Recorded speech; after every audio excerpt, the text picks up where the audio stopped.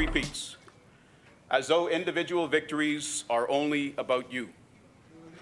But how many actually didn't vote for you?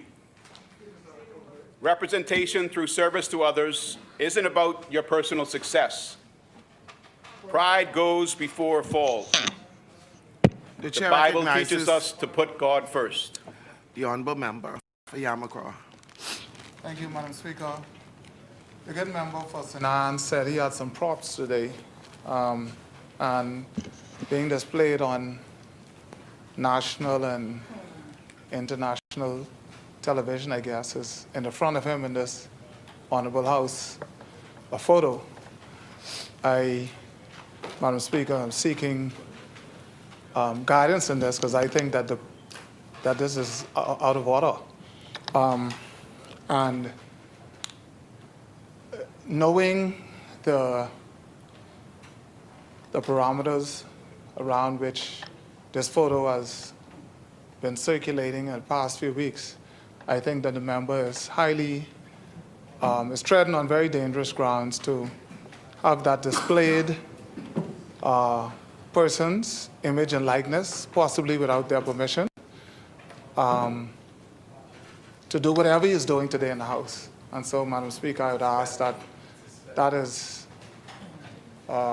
removed and the member can proceed without such spectacle. Thank you, Madam Speaker. Thank you, Madam Speaker. We heard much bragging of two-peats and three-peats, as though individual victories are only about you. How many actually didn't vote for you? Representation through service to others isn't about your personal success. Pride goes before a fall. The Bible teaches us to put God first. He who is last shall be first. Yes, Madam Speaker. What is the relevance of you displaying this particular photo? The May 12th, Madam Speaker. Events of May 12th. We've spoken in depth, I think, about the success of the PLP on May 12th. And the images I've displayed thus far are all related to May 12th, including the evening. And Madam Speaker, I'm actually not doing anything contrary to what you had prohibited previously. So I'm not here to irritate the chair, Madam Speaker. I'm staying within the rules and within your existing decisions. So what does this, the relevance of this A to the budget debate? See, there you go, Madam Speaker. This is a bit of a slippery slope. If I begin to discuss it, Madam Speaker, then I might fall within your existing decision. So I prefer not to get into the discussion about it, Madam Speaker, because as you would have noted already, Madam Speaker, also once it would have been sent to Committee of Privilege, you can start. You can do it midriff. You can do it tomorrow. Yes. You can do it next week. Yes. And every time you do it, I will stop you, because as Speaker, once I would have sent it to the Committee of the Privilege under the rules, no man or no woman in this honorable House, in this honorable Assembly, can speak to it. The gentleman from Yamacraw breached your rules, Madam Speaker. I did not. I've not spoken to it. Okay, and that is that. We will move on. The chair recognizes I know my the honourable rules, member for and Cat I'm going to Island, enforce them. Rumkey and San Salvador. It is often said that pictures speak 1,000 words. So whereas he may not be uttering the words, the picture is there to utter it for him. And in this instance, as has been said, this matter has been referred to the Committee on Privilege. Yes, as long as it is in that committee, we are not to speak about it. He's speaking about it just by displaying the picture. Now, it behooves us to have the Committee on Privilege to deal with the matter as quickly as possible to determine whether or not we can continue to talk about it. And that should be his urgings at this time, not to be cute with his words, speak on one thing and then have that next words depicted by a picture, I think is inappropriate, and he ought not to be allowed to continue to show it. It's already been shown. It's there, and it's gone. But I think you have made your point, and you should take the pictures down. Thank you, Honorable Member. That's the second member that is attempting to put a banana peel in front of my step. I'm not going to get into that slippery slope, Madam Speaker. I'm going to follow your rule. I'm not going to speak to it. If I can continue. The Bible teaches... I'd like for you to take that particular photo down. It's also part of the matter of privilege. I thought the matter of privilege related to a company. I'm not speaking on it. This is an innocent... I have sent that to the This is an Committee of innocent- Privilege, and you're not this going to is an draw me innocent into that behavior, Madam today. Speaker. But listen. Yes? Listen. Yes. Listen. At the end of the day, no matter what we think, no matter what would have happened, this gentleman is a Bahamian and he has family. So let's leave it alone. Let the courts make their decision. It's an open investigation. It's being dealt with by the U.S. And let's respectfully respect that. Let's just do that. Down? Down. Okay. This is not far enough. Down. Thank you. Thank you very much, Madam Speaker. Madam Speaker,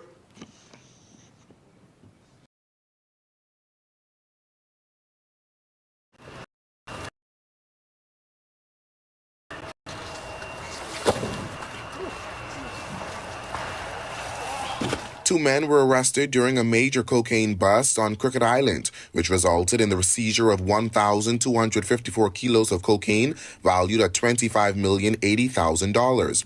Police press liaison officer ASP Audley Peters said police on the island heard a plane hovering late Wednesday night and went to investigate. The officers became suspicious, and as a result, the officers went to the airport, and on their arrival, they saw a plane parked on the runway, and as a result, they went to the plane and saw two males running from the plane and left the door open.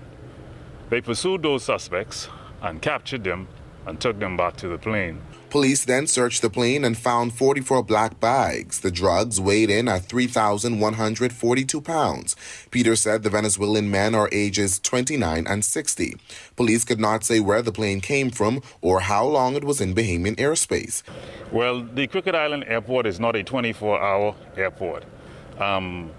Individuals have their skills, whether it be illegal and legal, in the world of aircraft. So perhaps those individuals would have used their skills knowing that our airport is not a 24-hour manned airport.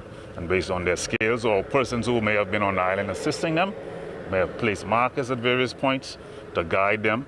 And so all of that is not determined at the moment. But our experience tells us that certain persons can do some things to land an aircraft such as this. Police could not confirm if the men received assistance from anyone in country. The police press liaison stressed the importance of the public's assistance in solving crimes like these. No one works in a vacuum. The police needs the information from the members of the public. The Royal Bahamas Police Force needs assistance from international partners. So our success is predicated on cooperating with others, working together for the good of all in the local community and in the global community. And we thank everybody who've been assisting us by giving us the information, and we're acting upon it. And thus, tonight is the result of what we are working together. Reporting for Our News, I'm Berthany McDermott.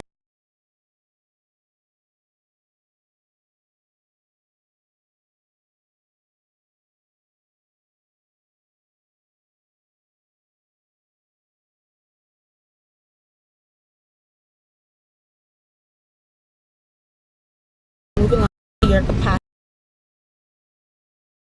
as aviation minister. I know it was Rabash. They had registrations that were expired. I wanted to know why or how were they able to fly if they had their documents were expired from last year? I'll have to get further details from Civil Aviation. And will there be an investigation into that matter? Any more questions? This is Miss Christina.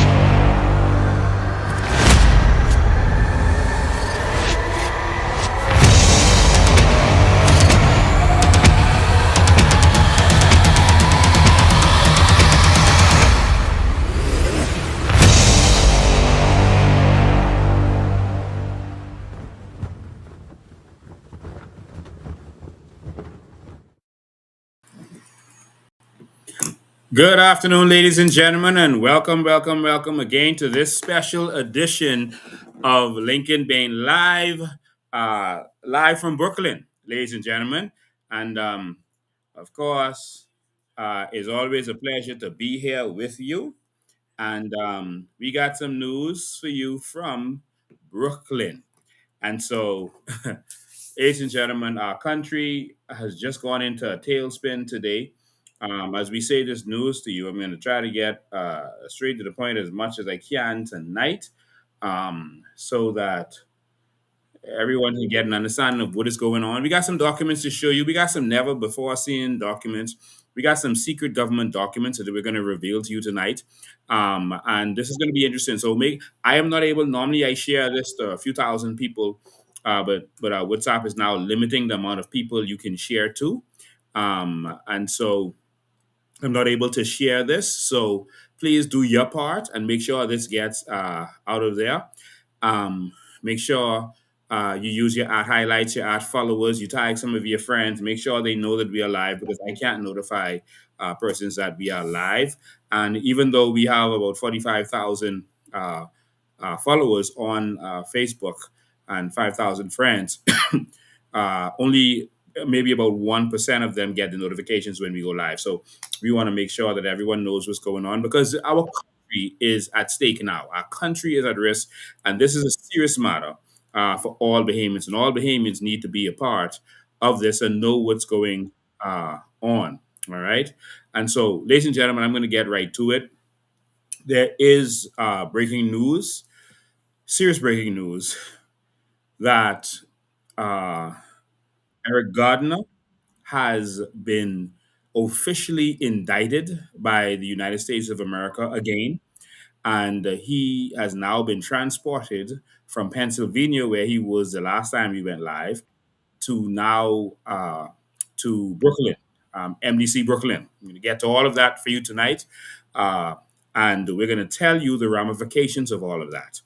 In the indictment, which we're going to show you, uh, not only is he indicted, not only are they going to come after him and his associates, but they are also going to come after everything that he owns and that was obtained or used for the proceeds of crime, for this drug deal, to money launder or anything related to the drug deals that he's been participating in from 2021 to 2026. All right. Anything that was used to facilitate drugs or money launder, etc., is going to be seized. And so I'm going to show you all of that. And so that leaves a question for right thinking Bahamians that saw our government buildings being rented out to a drug dealer. Sorry, rented from a drug dealer. That means that if America wants to and decides to, they can come and take our government buildings. They can take any of those houses that he got contracts for to build, like anything else that he owns, him or those related to him.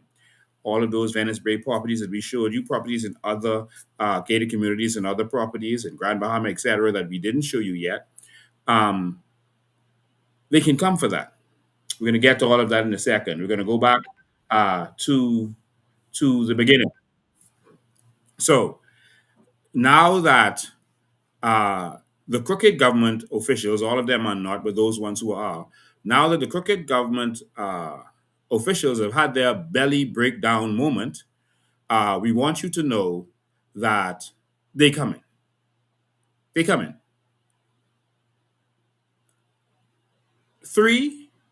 The crash of 3 airplanes is going to cause 2 Black Hawk helicopters to land in this country.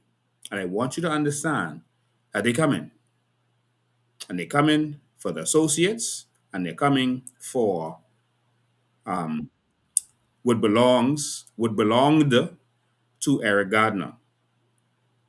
To all of you who are associated with him, my advice to you is stop. My advice to you is turn yourself in. My advice to you is they coming. So be ready. They coming.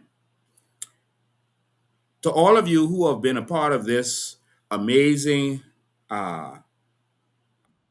government-sponsored drug ring, crime ring, I don't want you to be afraid of the U.S. government coming for you. That's not who you need to be afraid of. You need to be concerned about the politicians who have been using you for the last few years. They are cleaning house. Some persons are now going to start getting locked up to silence them. And some persons will have already begun to die. Hitmen have already started getting killed. The hitmen who killed the hitmen have been getting killed. Loose ends are being tied up in this country. We have to wake up, Bahamas. Our country has gone down to a place where it's never been, and our heads are in the sand. So, to all of the young men out there who have been used, police officers who have been used, we can talk about all this today, used by officials in order to do their dirty work, be careful. Mr. Alcott Forbes, who is allegedly now in trouble, be careful. We can talk with you today. I would say someone tag him, but he's in jail. Alcott Forbes is an inspector of police who was charged today. We're going to show you all this today. But I'm going to go back to the beginning, and then we're going to come back to where we need to be. But remember, 3 plane crashes. And I want you to see how God himself, because the Bahamian people didn't stand up. God, no, we maybe didn't have the strength, and in some cases the integrity to stand up and speak out and stand up against corrupt officials. We let them bamboozle us for a couple of dollars.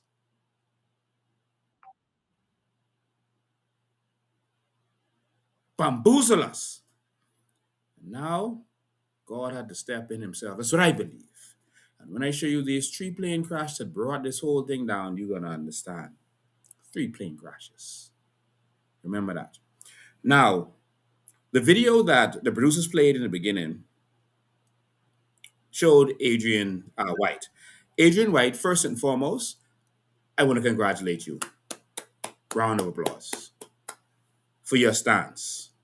You were not, as the Prime Minister called, cute. You were tactical, and you were a strategist, and you put them in their place in the House of Assembly. So this week, to the entire F&M party, you tried. You did a good job. So give credit where credit is due. The F&M even called for a a commission of inquiry. And so what is happening now, and I want people to understand, they say, why do you keep messing with the F&M? For exactly this reason. Because every time we hold their foot to the fire, they wake up and they do something. Now do you understand why I put their foot to the fire? Not just because we're going to be paying them over $10 million over the next 5 years, over $2 million a year. But whenever, I want you to pay close attention, whenever I put their foot to the fire, they do something. And so now all of a sudden, as I told them, you got to call for commission of inquiries. You got to do judicial reviews. Now Pintard is saying he's going to the speaker, I'm going to do a judicial review. They've never done one, but we are leading them. See, we have to deal with them like the horse now.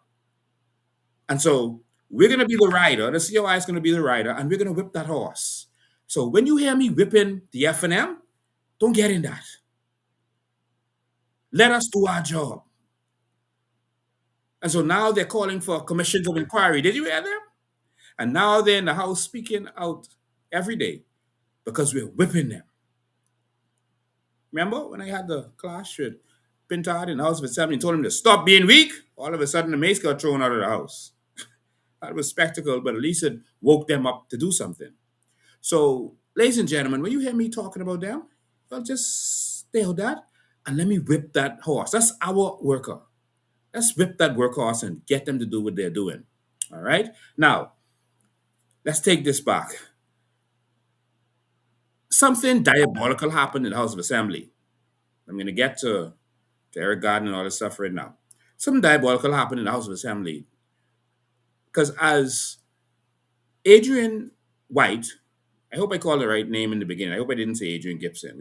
I apologize if I did. So Adrian White, that's who gets the applause.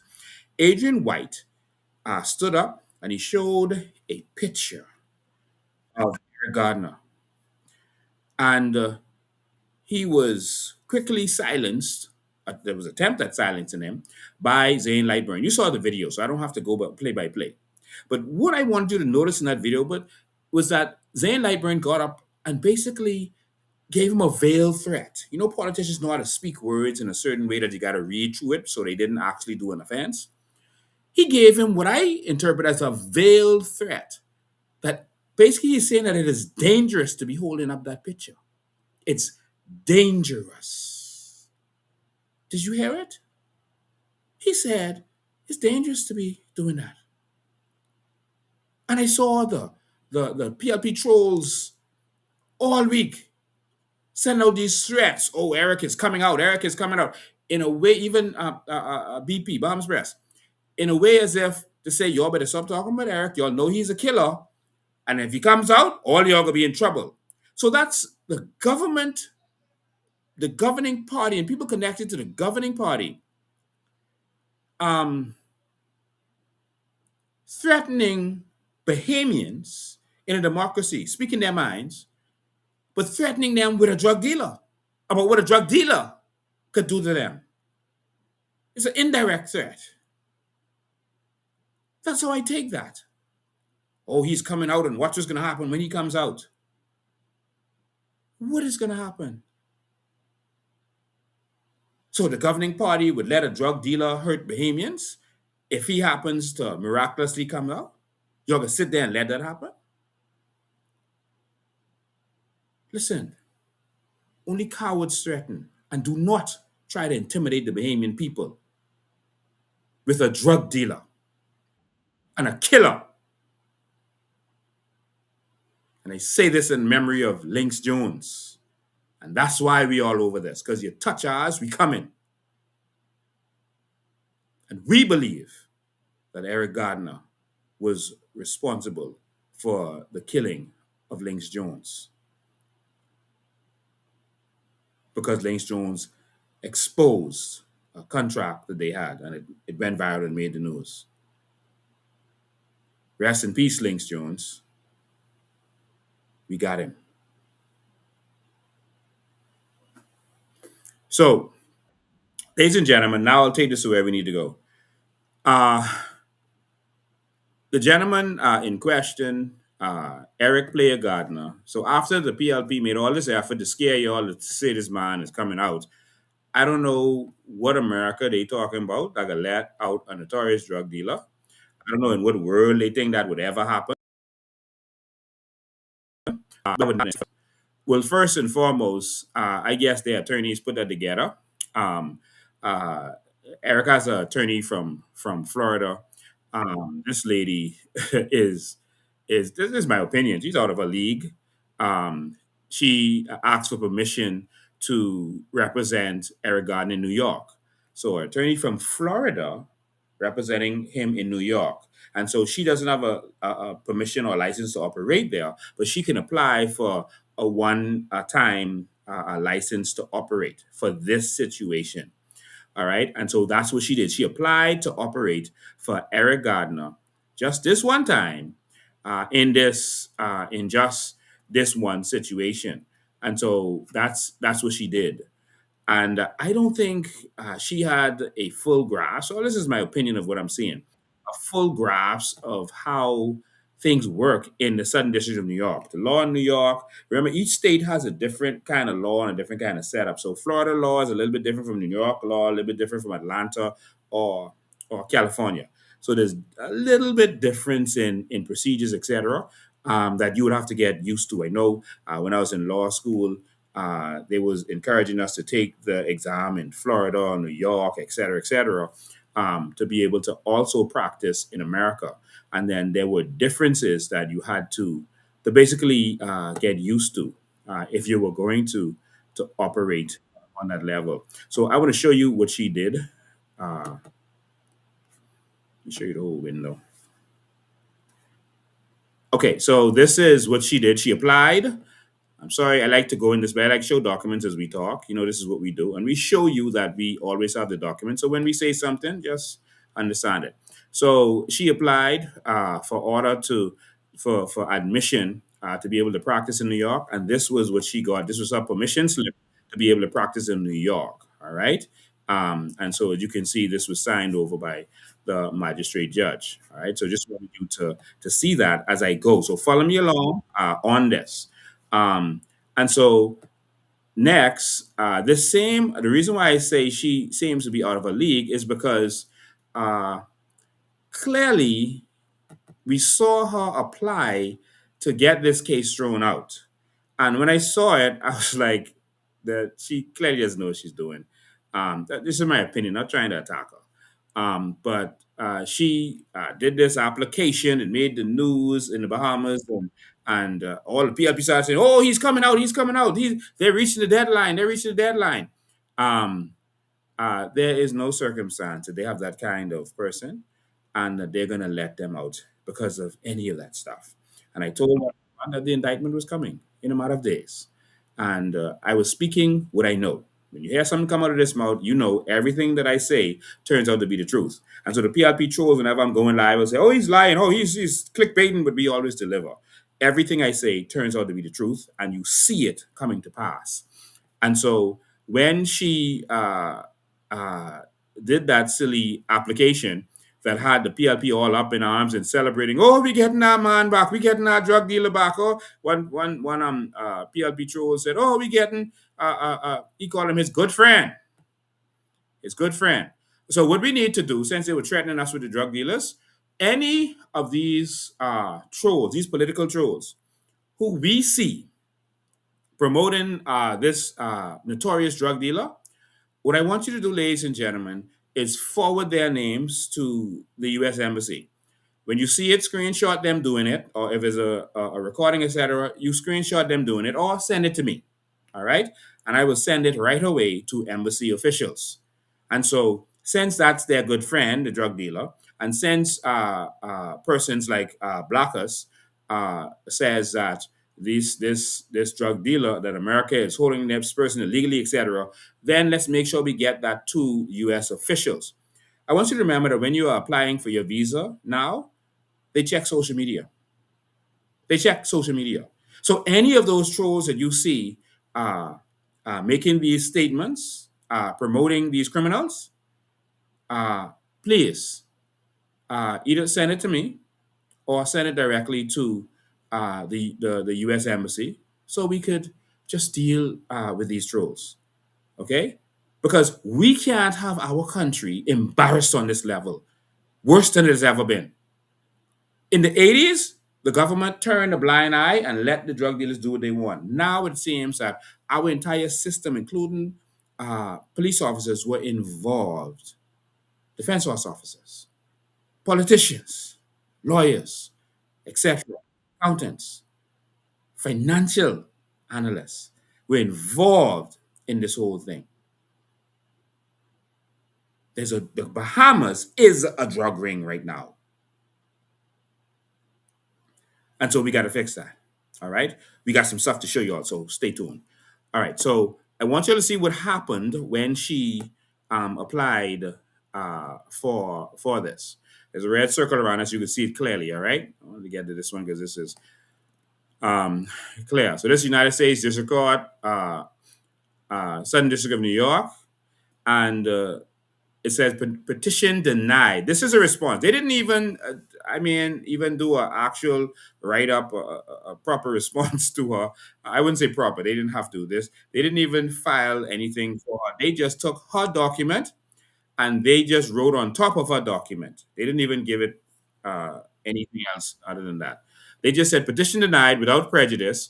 The proper procedure for review of Mr. Gardiner's pretrial detention is for his counsel to contact the clerk's office to request a bail hearing before the magistrate judge on duty. The clerk of the court shall close, they gave the rest, and is so ordered by and is signed. So what they're telling her is, ma'am, your job is to do it like this. You do a bail hearing. We will never let go a notorious criminal like this who's locked up in federal prison. All right? Applications when he was in there? The answer was no. Maduro made applications. Noriega made applications. So when I saw the PLP celebrating, I was like, wow, they're gonna have some serious. They're gonna need some Pepto Bismol. All right, and so that's what happened. So we wanted you to see that, and I told you what was coming and what was about to happen. And so remember, everything we say comes to pass. That's the record that we have. Whether they like it or not, everything that we bring to the public comes to pass. Just make sure you're getting the proper video quality. Just give me a sec. All right. All right. So, yeah.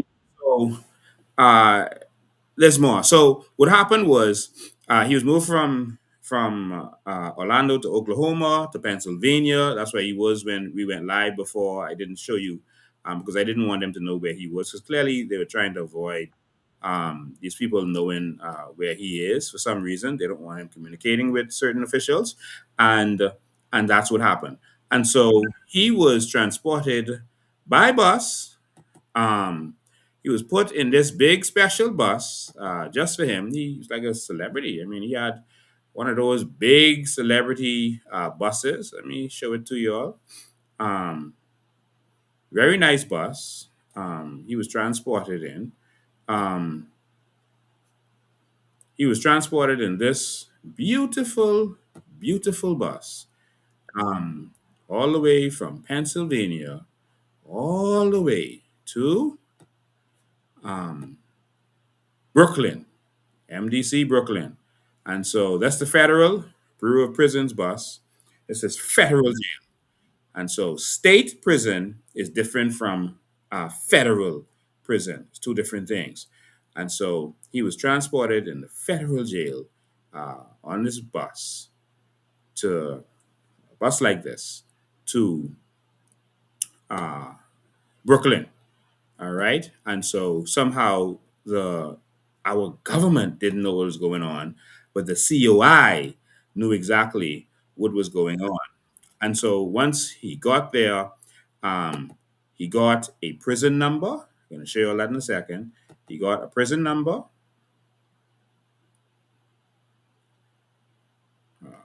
Here we go. Yes, he got a prison number, and I'm going to show you all exactly where he is. He got a prison number. Well, he already had the prison number, sorry. But he got assigned to this prison, which is going to be his home for the near future. To be his home, ladies and gentlemen. Yes, here it is. Um, right here. So there's Eric Gardner. That's his prison number, 58 mil. And so this is from the system. MDC Brooklyn. All right. MDC Brooklyn. We cropped it out, of course. MDC Brooklyn. So that's where he is. So we have all the documents on all of this, just so they know.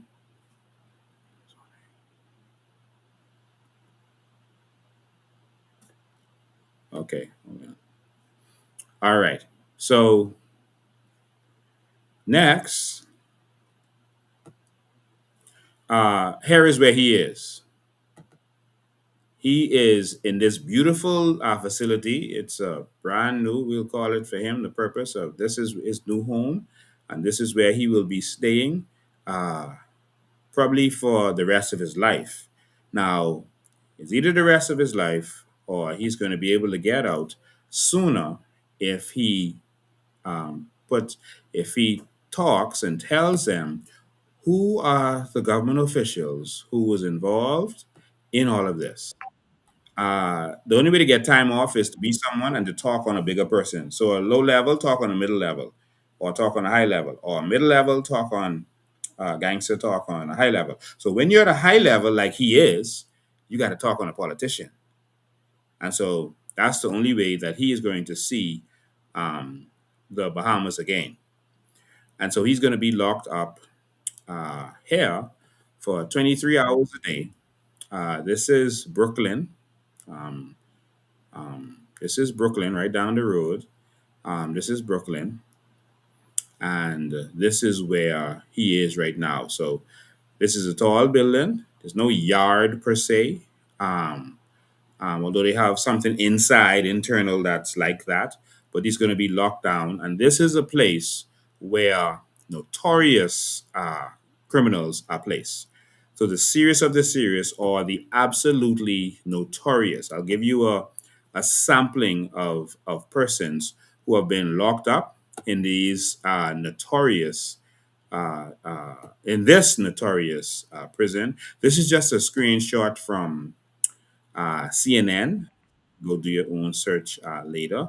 So credit to CNN for this. Is that up? So this is just a screenshot from CNN, and it's showing you examples of other notorious persons other than him who are going to be held here or who are being held here. All right, and so these are notorious persons who are there with or who have been held there, I should say, who have been held there or who are there or who've been held there. And so these are some of the notorious inmates who have been there. I don't know why they have Al Sharpton. I don't remember that, but this is from CNN. But Nicolas Maduro, he's currently there. Who also feels he was arrested illegally, but he's there nonetheless. So I don't know what those PLP trolls are celebrating. Luigi Maglioni, he's currently there. Sean Combs has been there. R. Kelly, Sam Bankman Fried, El Chapo, Michael Cohen, um, uh, Ghislaine Maxwell. You know, she was the accomplice of Epstein. All right. Yeah. Jeffrey Epstein, who uh, wanted to get an island here in the Bahamas and was offered residency by our officials. And he wanted an island to be able to bring women to abuse them. All right. Martin Shkreli and I won't name Al Sharpton 'cause I don't remember that. Maybe y'all remember it. I don't remember Al Sharpton, but this is a screenshot from CNN. All right. So, Yeah, so that's some of the people who were there.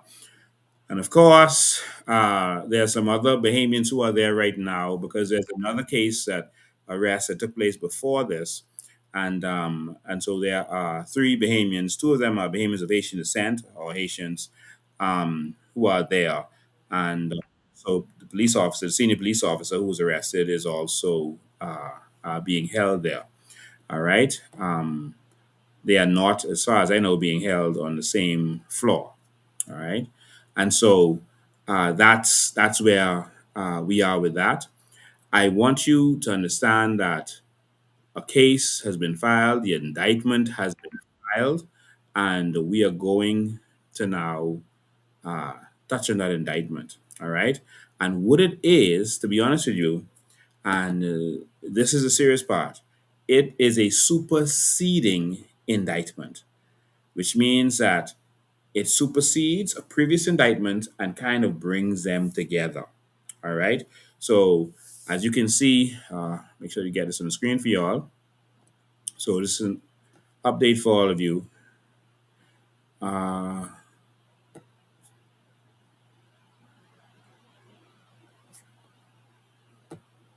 so what you're about to see is a superseding indictment. This is serious stuff. All right. It's a superseding indictment. So I guess all of this, the celebration stops and the belly breakdown. So this is belly breakdown time. All right, for the trolls, etc., who are spreading nonsense. I don't understand why they're doing that. Just let the chips fall where they may, man. You don't need to do some of the stuff that you're doing. But this is in the United States Southern District of New York. This is the indictment, um, and so superseding indictment. Indictment is bigger than the other indictment. I'm trying to give you to think of the easiest terms to help you to understand the terminology. So some of the terminology won't be that I say won't be the exact legal terminology, but I'm saying it for you to understand. All right, that's my job to make sure you understand. All right, so this is United States of America versus Eric Gardner. So what they did was brought the previous case with, remember, Superintendent Curtis. They brought that case and everything in there together with this case. And so now you have all of these together. You have some new charges, and everything is connected. So the other big politician with $2 million is in here. The politician number one, who had the meeting at the House of Assembly, is now affected. All of that has been brought together. And I'm going to read this to you and show you some other things that you may not understand, the plane crashes that happen and how it brings everything together.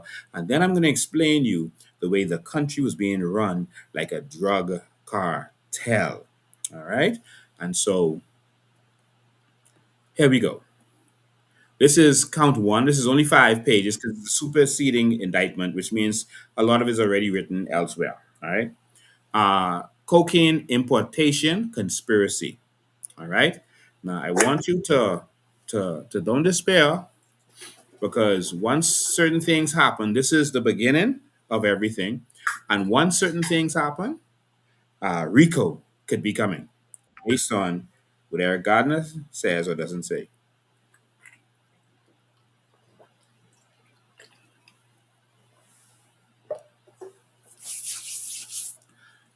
Okay, let's have a bedtime story. It's a bedtime story, all right? From at least in or about May 2021 up to and including in or about May 2026 in Southern District of New York in the Bahamas and elsewhere, and in an offense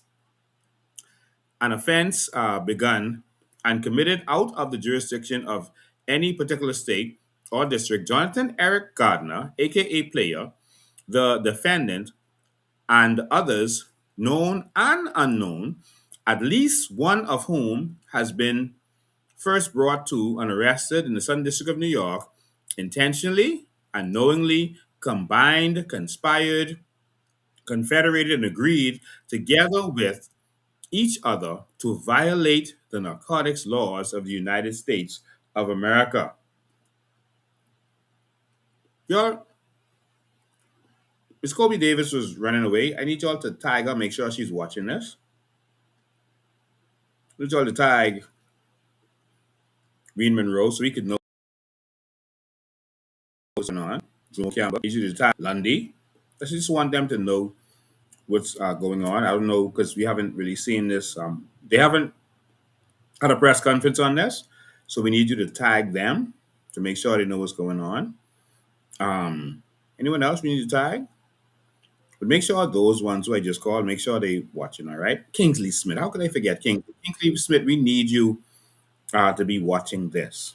All right, and if you need to understand it better, Kingsley or Joe Beth or any of you, what you can do is while I'm still in New York, I need you to come and pay me a visit. I have all the documents while I'm here.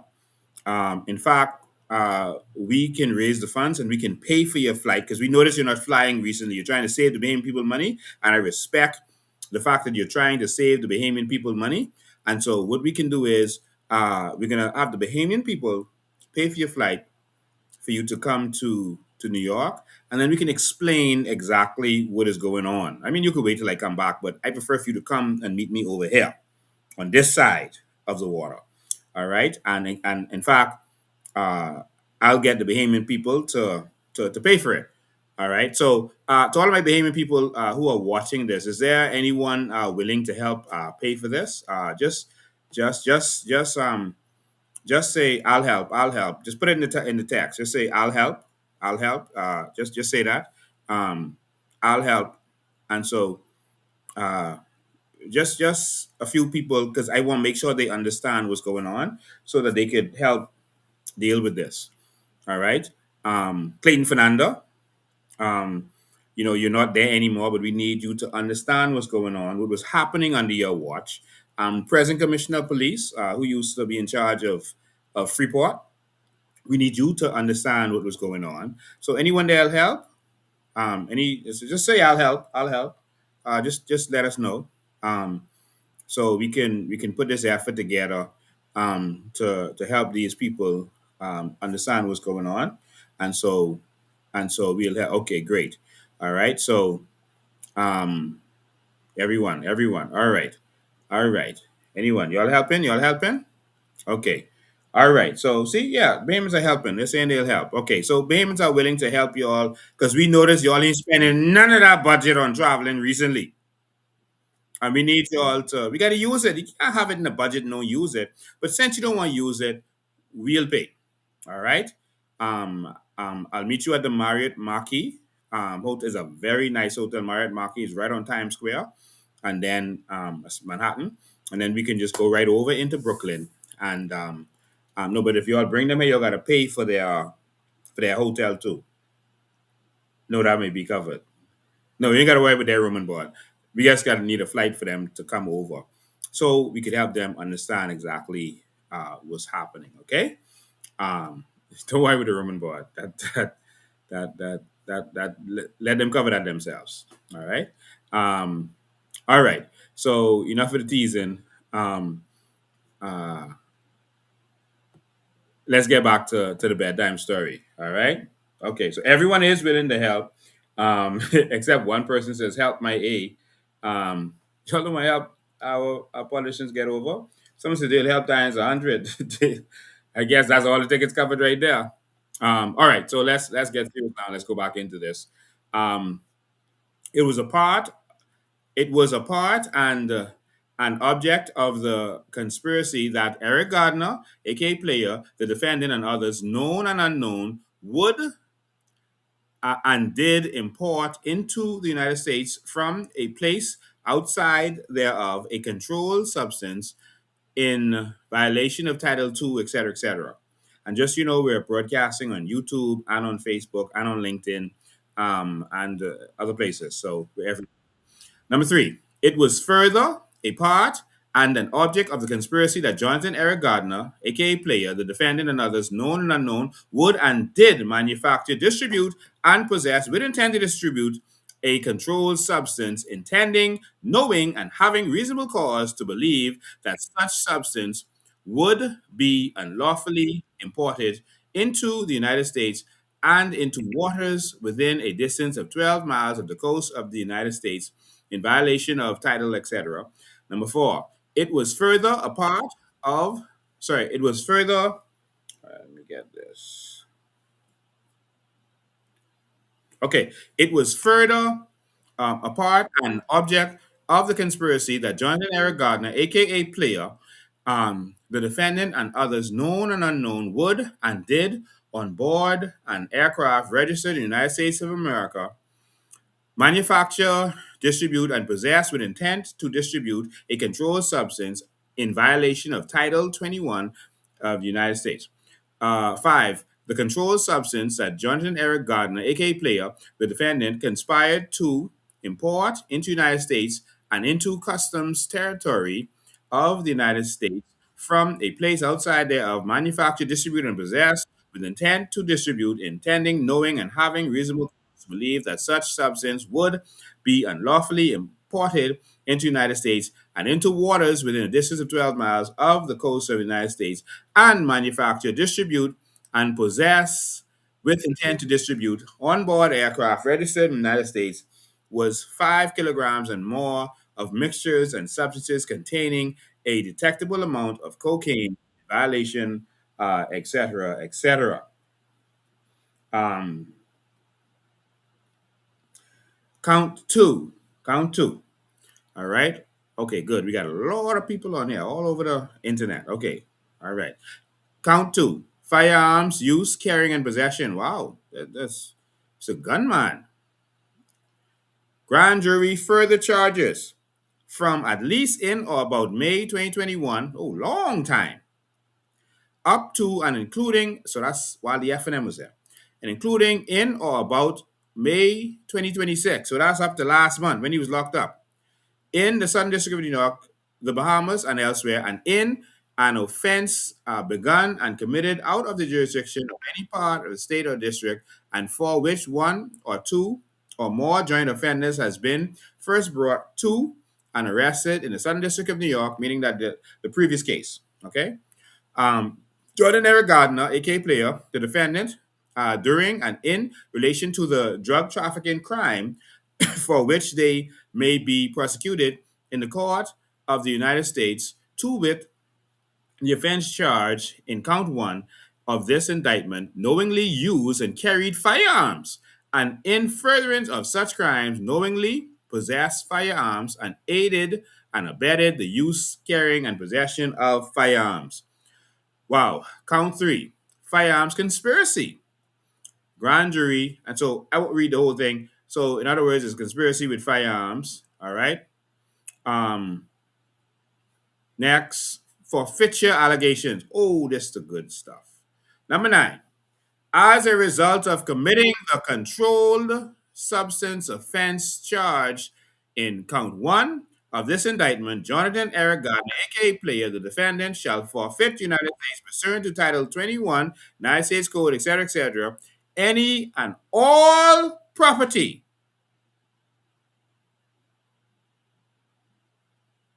constituting or derived from any proceeds the defendant obtained directly or indirectly as a result of the offense, and any and all property used or intended to be used in any manner or part to commit and to facilitate the commission of the offense charged in one count this indictment.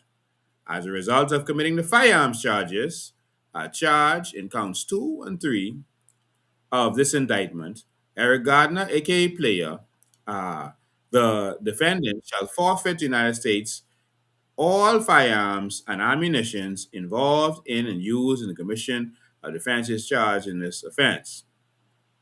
Substitute assets provision. If any of the above described forfeitable property as a result of any act or omission of Eric Gardner, aka Player, cannot be located upon the exercise of due diligence, has been transferred or sold to or deposited to a third person, ooh, A third person, we've seen a lot of that. C, has been placed beyond the jurisdiction of the court, has been substantially diminished in value, or has been commingled with other property which cannot be subdivided without difficulty. It is in the intent of the United States, pursuant to seek forfeiture of any other property of the defendant up to the value of or above forfeitable property. All right. So, in other words, if the properties that, if there's a situation where there's properties that was used for the drugs or the money laundering or to get money to buy the drugs or any of that stuff, if there's property that wasn't involved in that, maybe the property was clean and wasn't a part of this drug stuff. Well, if we can't get the property, or if it's too difficult for us to get the property that was involved in it, we gave for the other property that might not be connected. All right. So herein lies a major problem, and this is signed by Jay Clinton, and this is important. So I think we should explain that part of it to you. That's more important than anything else. We've seen drug dealers before. We've Bahamas have been arrested for drugs since for time immemorial. That's what we took advantage of with our proximity to the United States. Now, herein lies the problem. The government of the Bahamas, under the Free National Movement and the FNM, they partnered together. All the hiccup and jumping up and down they doing, the same cabinet of the Bahamas, the cabinet of this Bahamas under both the PLP and the FNM enabled this drug dealer, this murderous drug dealer, to use our public fund for money laundering.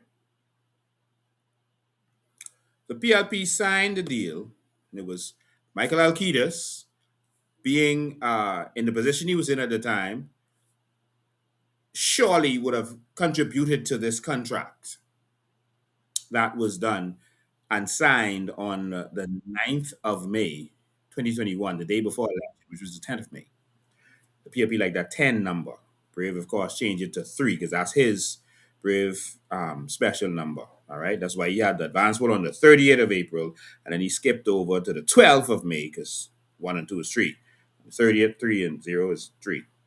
And so that's his special numbers. You'll always see 3 with him. All right. 10 with Pinland. All of them have their special numbers. Right. So, and that's kind of witchcraft to do. But I'll leave that there. But anyway, on the 9th, that deal was signed by the PLP, the day before election. That should never happen. But guess what happened? While some of y'all still here sitting down thinking, oh, the FNM will do different than the PLP. If you go to the FNM, things will change. Well, the PLP signed a contract with the drug dealer. I'm just being real.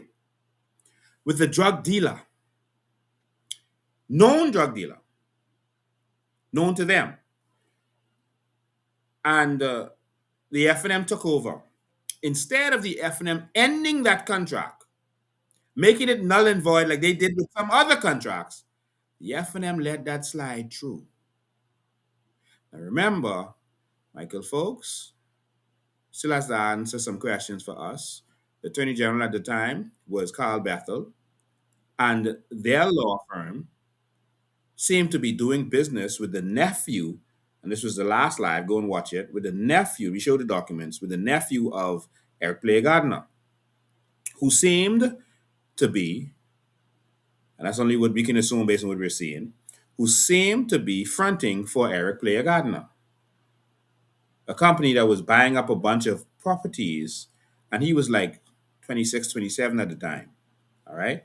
Buying up a bunch of properties out of Venice Bay. So the 26-year-old had this company in his name and is buying up a bunch of properties in Venice Bay. And while Eric Gardiner was in jail, He sold one of the properties to himself and got a loan on it. Now, the F&M attachment was dealing with this. And so they can tell us if this was legit or if it wasn't legit. Um, they can explain this to us because it might just be innocent, but we need to know because we have a right to know as the Bahamian public. Y'all refuse to give us the Freedom of Information Act, so we got to come to assumptions ourselves. So now, um, so the F&M then takes over, and with Carl Bethel now as the Attorney General, and this entire cabinet, which included Michael Pintard and Dwayne Sands and all of these people that you say would make it better, they pushed that contract through. They executed it. They could have stopped it. They pushed it through with the drug dealer. They know him. They knew who he was. What manner of country is this? Bahamas, I'm just real. Remember, I showed you a CIA document. I can pull it up again if you all want me to once I finish all of this.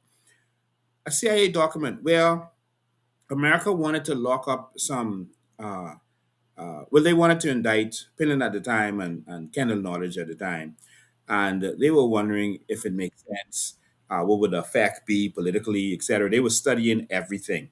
And that CIA document that I showed you is now, it was classified before. That CIA document says, we don't know how effective it'll be because the media is weak, it's state controlled.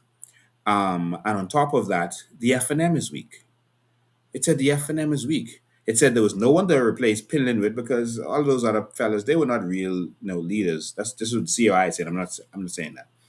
And they said the F&M was weak because the F&M was also involved with drugs. Just the CIA know that the F&M was also involved with drugs. And they said if we indict Pinland Kelley Knowledge, all I'm going to do is just expose that, well, the F&M doing it too. So y'all want to replace me with them? That's the problem. We get to that later. And so we always keep thinking that the F&M is this knights in shining armor to come and save us. I know it sounds good. I know some people say, man, just forget that, man. Leave it and just let's get rid of the PLP. But we have noticed that nothing changes when we do that. Okay, let's keep going. And so herein lies the problem. We now have a criminal enterprise running our country, and we're going to get deeper and deeper into this. So, Eric Player Gardner, as you saw with that, his anything that he owns, directly, indirectly, or any way, now is subject to forfeiture. So here's the problem.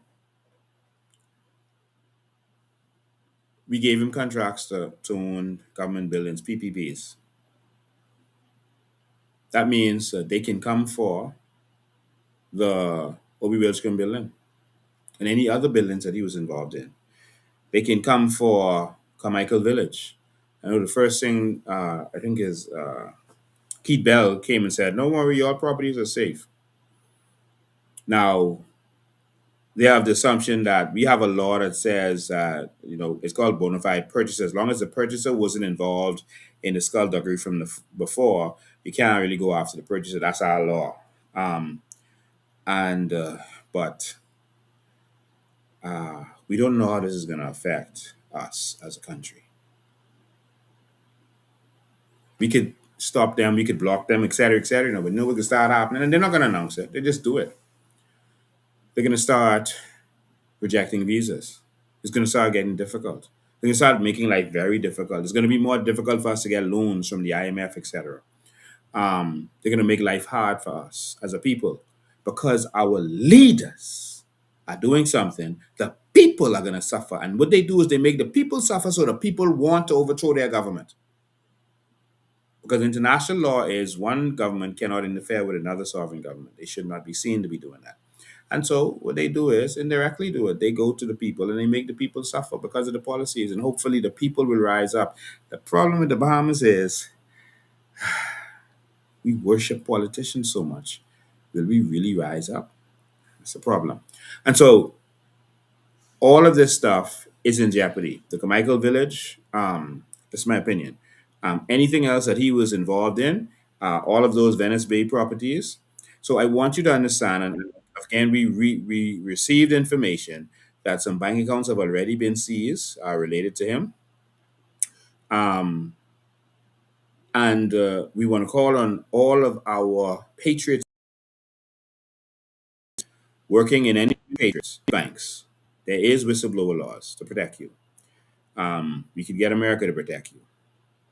If you have any information that your bank that you are employed at has a bank account with any of those companies operating, please inform directly the U.S. Embassy or bring the information to me. I'll know what to do with it. All right? You don't have to wait till I come back. You can do it now. 803-5995 is the number. You can text it straight to me. All right? Someone alleged that Top Notch had a bank account with Commonwealth Bank. Um, we don't know that was true. We don't know about present. They were saying that they noticed that when they was working there, and so we need to know if they still have that bank account. Banks could have honestly dealt with him because the government was dealing with him. He had government contracts. He had a government official or a former government official on his board. Um, so as a president, so he has to be legit, and that's why they use these kind of people to clean themselves up.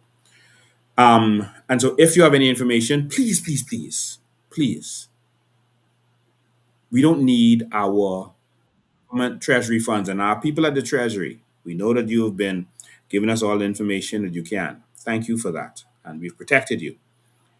If you see any payments going to Top Notch or PPP construction or complete construction or anyone connected to those names that we've been calling, anyone connected to these companies, and that's Heal and all these other people, please give the information to the U.S. Embassy. They'll take it, or send it to me. I'll know what to do with it. All right.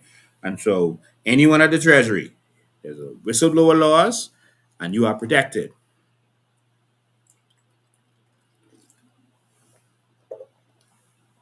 So,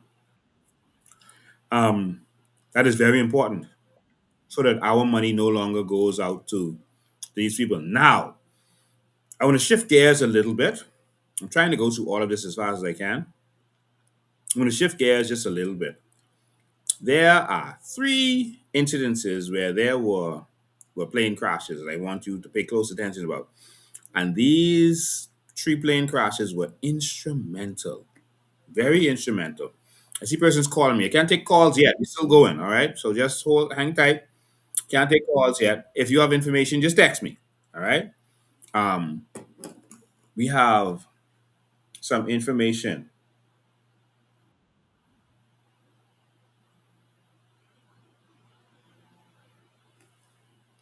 People still call.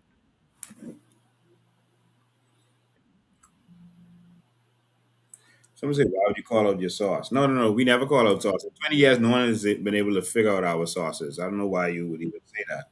And that's something we've been doing. Um, okay, what happened? All right, let me see who this is calling. Just give me a sec. Hello, hello. Good night. How you doing? Yes, you. Mhm. You want to say something on the show?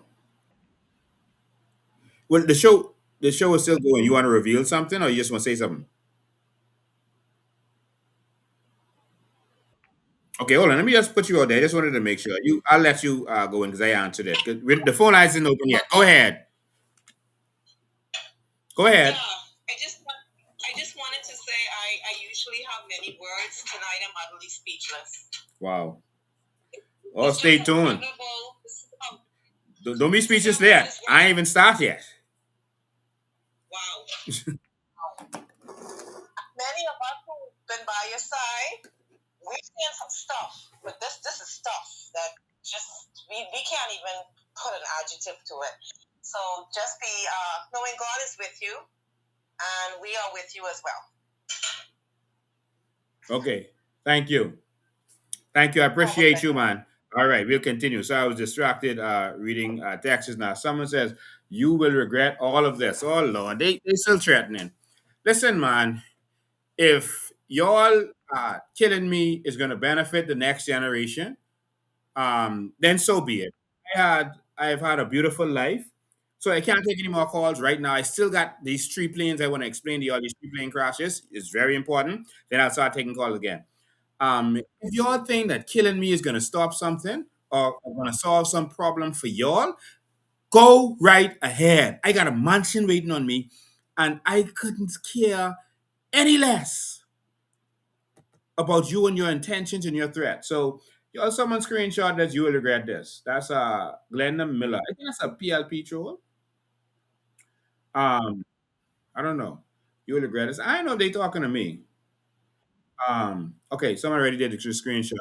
Listen, man. Listen, I think you all should know by now. I get threats every day. I mean, these people, they call and they just torment me. Some of them start having conversations with them and see, you know what we can do to you. You know what happening? They talking like whispering. Like I know PLPs are full of homosexuals, but I don't like men whispering in my ears. I don't want no man whispering in my ears. Just talk, man. Just talk. Put some bass in your voice. When you could call me and tell me you could kill me. When you're gonna call me and tell me you could lock me up and set me up and you could file this and sue for this and you could get this one to do this and that. Listen, man, put some bass in your voice. See? Call me threatening me with no gun talk.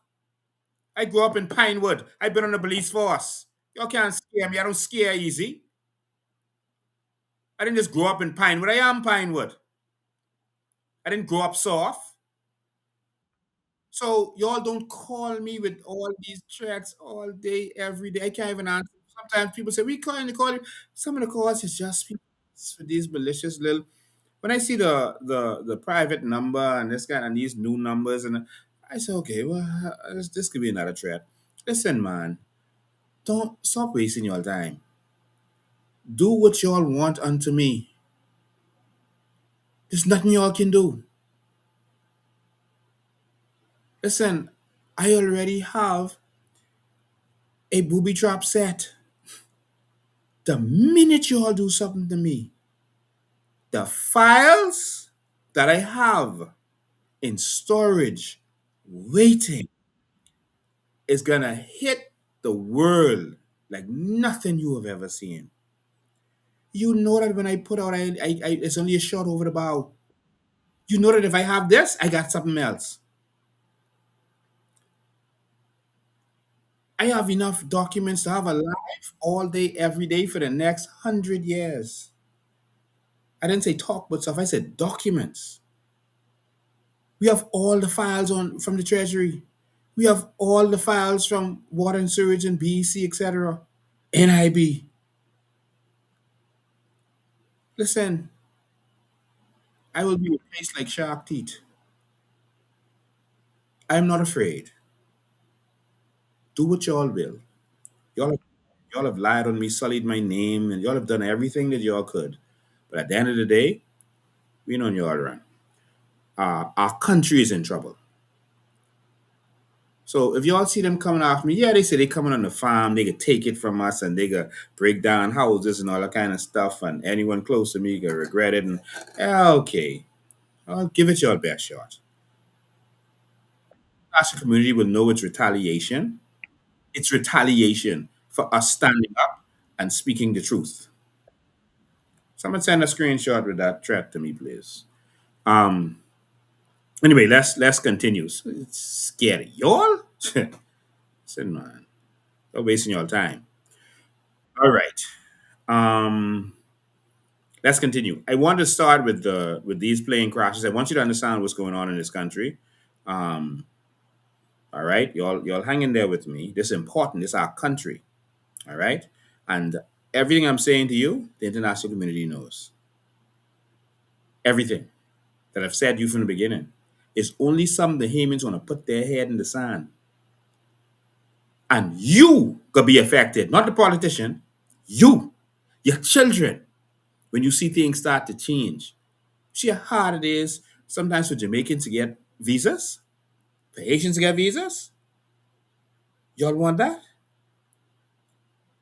Stay tuned. Let me tell millions of dollars. You all shaking this big money forms for them. All wearing t-shirts for them while they destroying your country. All right.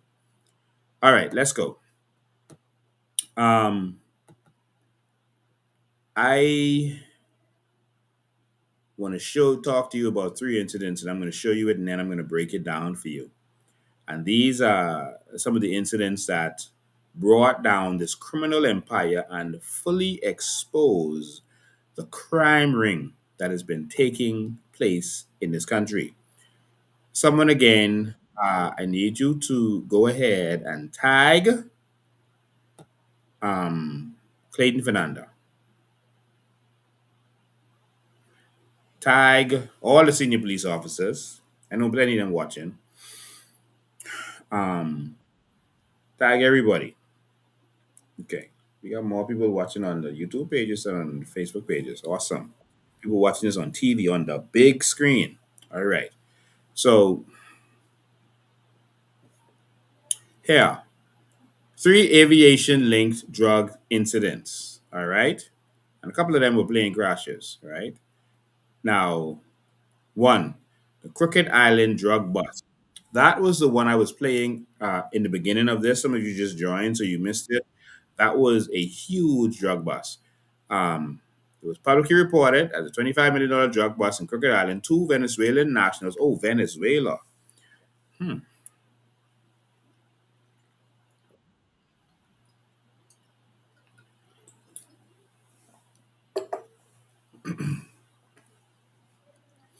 You know something about the problem with Venezuela drug dealing? Now there's proof that drugs was coming from Venezuela. This plane was registered in Venezuela. The aircraft, aviation linked, narcotic seizure. I'm going to show you the video again. And then I wasn't going to do this, but just to show them how much files we got and how much access we have to their secret files that is going to shock them how we could get access to these kind of things. I can show you the files behind this. I know we've been going for a little while. I can play the video first, just so you get familiar, because some people just tuned in. We had hundreds of people on when we played that, but now tens of thousands are watching. So I'm going to play that video for you again, and then we can show you the files behind these videos. All right, hold on one sec. Okay, there we go.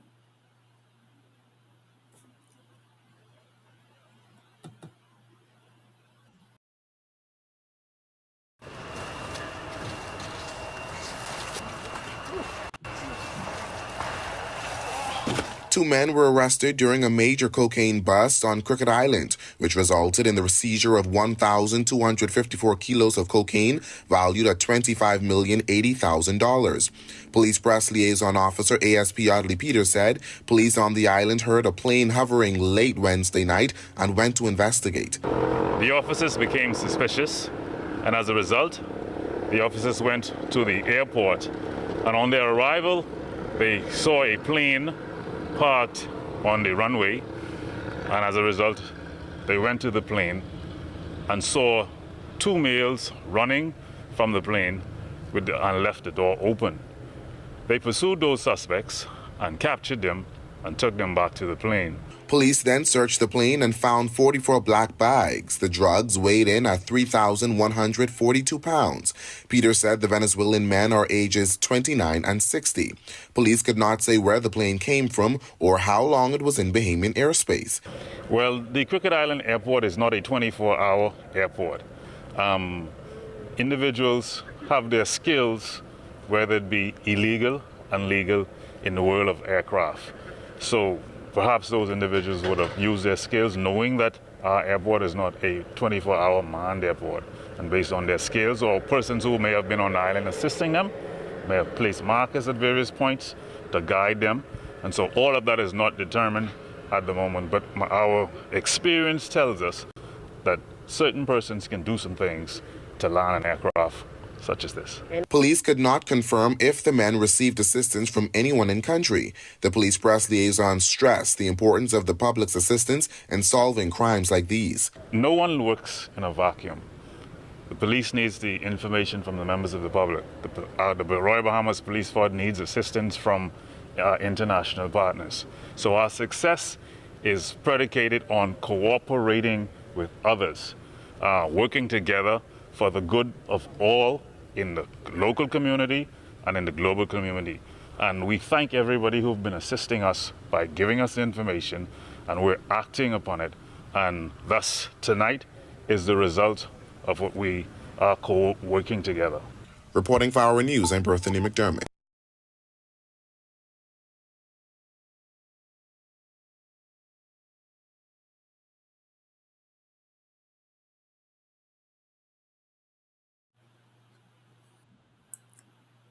Okay, so that was a news report because I know we forget easily. That was a huge shipment. That was 25 million dollar shipment, and again that was connected to Eric Gardner. Now, the shipment was seized, and he had a big loss, um, a huge loss on that one. Let's look at the documents from this plane.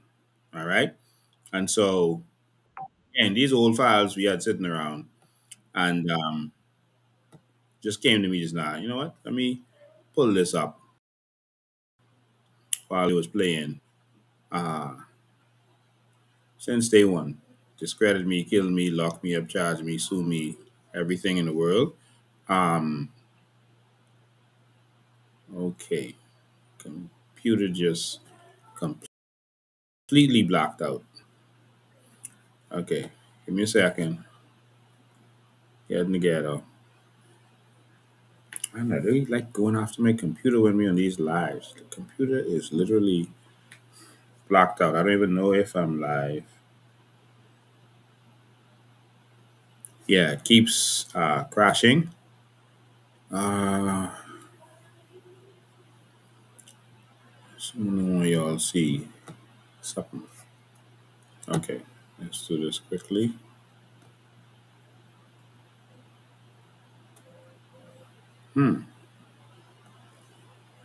Document disappear. Let me cancel that. Okay, let's try it again. Um, yeah, every time we doing these kinds of lives, it's like they try to attack computers. I'll do something in a minute to make sure they can't see my computer to continue to attack it. Okay, we're sharing this live now. Look at this. This is original documents with reference to a plane, um, to the Venezuelan persons. Um, so this is Kenwood Taylor, Assistant Commissioner of Police, Crime Management and Criminal Investigations, Police Headquarters, East Street, etc., etc. Um, received January 5th, 2022, paper. And so they was doing all kind of documentation for this plane. And there's a reason I'm going to show you this, because they was this plane, I am told, is connected to Player. I hope this is the right plane. It's connected to Player, and they were trying all kind of stuff to get this plane uh, back. It was almost like something was happening. Uh, anyway, I'll leave that there. But let me read the document for you. It says forfeiture order. Pursuant to Section 33, one of the Dangerous Drug Act, oh, good. They know about forfeiture, so they know what's coming to our government buildings if America wants to. The court ordered that the aircraft, blue and white, twin engine King Air, used in the commission of and in connection with aforementioned offenses be forfeited to the Crown Grateful if you could assist in handing over the mentioned aircraft to the Ministry of Finance for consideration of auction. Um, and forwarded to your directive, and it's Roberto Goodman is on there. All right, Drug Enforcement Unit. So this is let's go to this one first. Let's go to this one. All right, Miss Obama's Police Force, Miss Valencia P. Bain, final accounts, final accounts section, public treasury, etc. Confiscated seized funds accounts, signatory updates. This acknowledgement pertains to the email dated 23rd, August 23rd, and its contents duly noted. Sincerely, I thank you for your kind words regarding my elevation to Commissioner of Police. Please take note that the Deputy Commissioner, Lehman Delaveau, and Assistant Commissioner Kirkwood Andrews, along with myself, are the designated signatories for the above reference account. So come straight to them. In other words, listen, that's us. Let's go to the next one. Here we go. The forfeiture order. Pursuant to Section 33 Dangerous Drug Act. Having heard Inspector Mr. Timothy Bain, prosecutor for the Commissioner of Police, I have having heard the defendants pro se, the defendants having unequivocally pled guilty and subsequently convicted of the following offenses: conspiracy to import dangerous drugs contrary to Section 30, etc., dangerous drugs, possession of dangerous drugs with intent to supply, contrary to, etc., etc. So this is just a page of it. So I'm showing you that we have the documents reference to these planes, and so we have some information reference to this. So give me a sec. Continue conspiracy to import. I won't read all these. Importation of drugs, case summary, the defendants on Wednesday, etc., landed the plane, etc., in Crooked Island, etc. It is hereby the aircraft, a blue and white twin engine King Air, used in the commission of and in connection with the aforementioned offenses, be forfeited to the Crown. Samuel McKinney was the judge on that.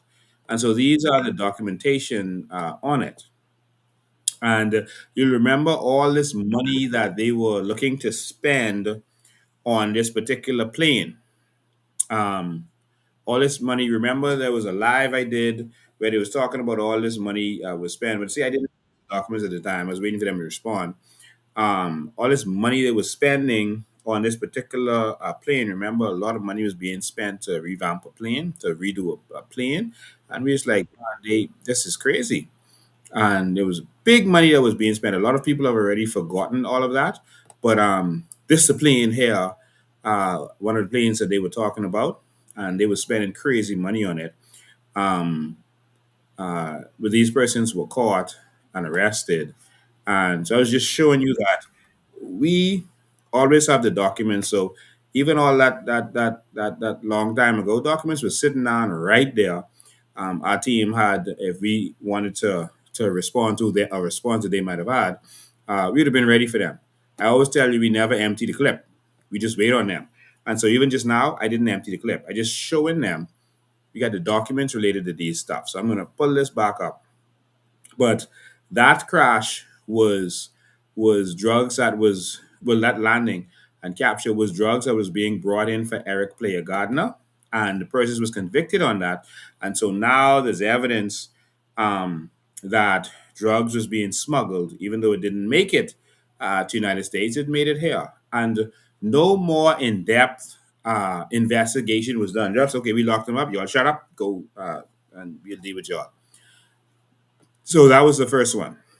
I'll go into more with that later. Auckland's Long Island crash linked to drug bust. There's another crash that happened, publicly reported after an aircraft crash landed on Auckland's. 7 men arrested, with suspects arrested on Long Island. Reports reference suspected cocaine and marijuana recovered from the aircraft. This was another plane. This one was, uh, uh, it's alleged this plane was owned by Eric Blair Gardiner. And so the plane crashed with drugs in it again, and there was a problem. The plane was connected to Eric Blair Gardiner, and the foreigners know that. But why didn't we do an in depth investigation to find out who owned this plane that crashed? And we didn't do it here, but they know. Overseas, they know. Oh, sorry, I had this imagery I wanted to show you, and I didn't show you what I was reading. Let me make sure I share this for you. So, how is it that they always do the investigation outside of the country, but we never got no investigation to do or to show or none of these criminals to catch in the act? How is that? How America way over there? They could come all the way to Auckland and know that this plane crashed and is connected or registered to Eric Player Garden, etc. And we see these things happening. We still giving this man government contract. All right. Um, and so this is the question: how America know, but we don't know? How come we didn't do an investigation into who owned this plane? Where was this drugs going? We just leave it there. Okay, the plane crashed. We get catch. Okay, y'all shut your mouth, and we'll work something out. I'm gonna go on to the next one because of time. Rumkey crash near Sandy Point. Plane reportedly crashed near Sandy Point on the eastern side of Rumkey in low shrubbery bushes. Reportedly occurred after the pilot became disoriented while searching for the Port Nelson runway. With no runway lights visible, the plane reportedly ran out of fuel. The pilots reportedly died.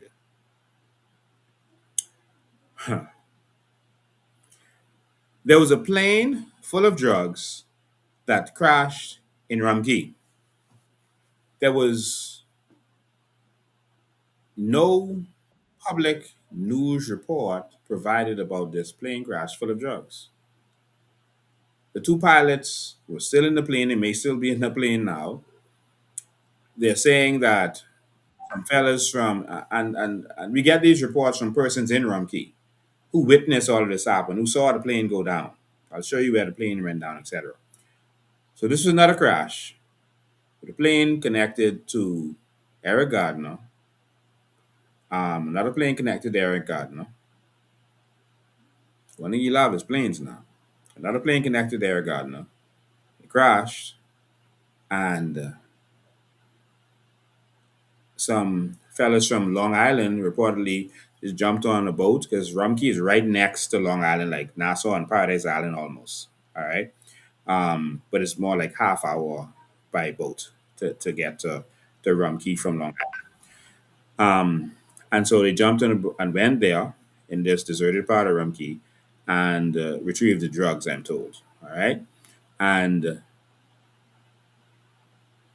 this is serious because it was like this was covered up. No one covered this, but it took place. How is it that the foreigners know about this, but we didn't report this? We didn't say anything about this.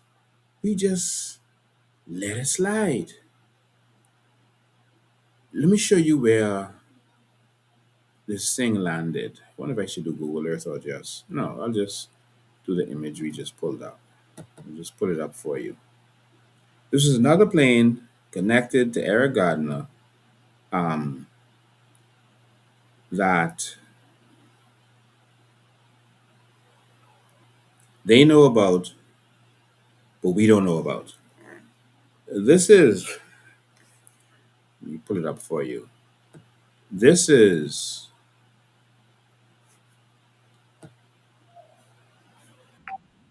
This is Rum Key. It's the tipper run here. You can call it Sandy Port on this side. Right? Yeah, they call it Sandy Port on this side.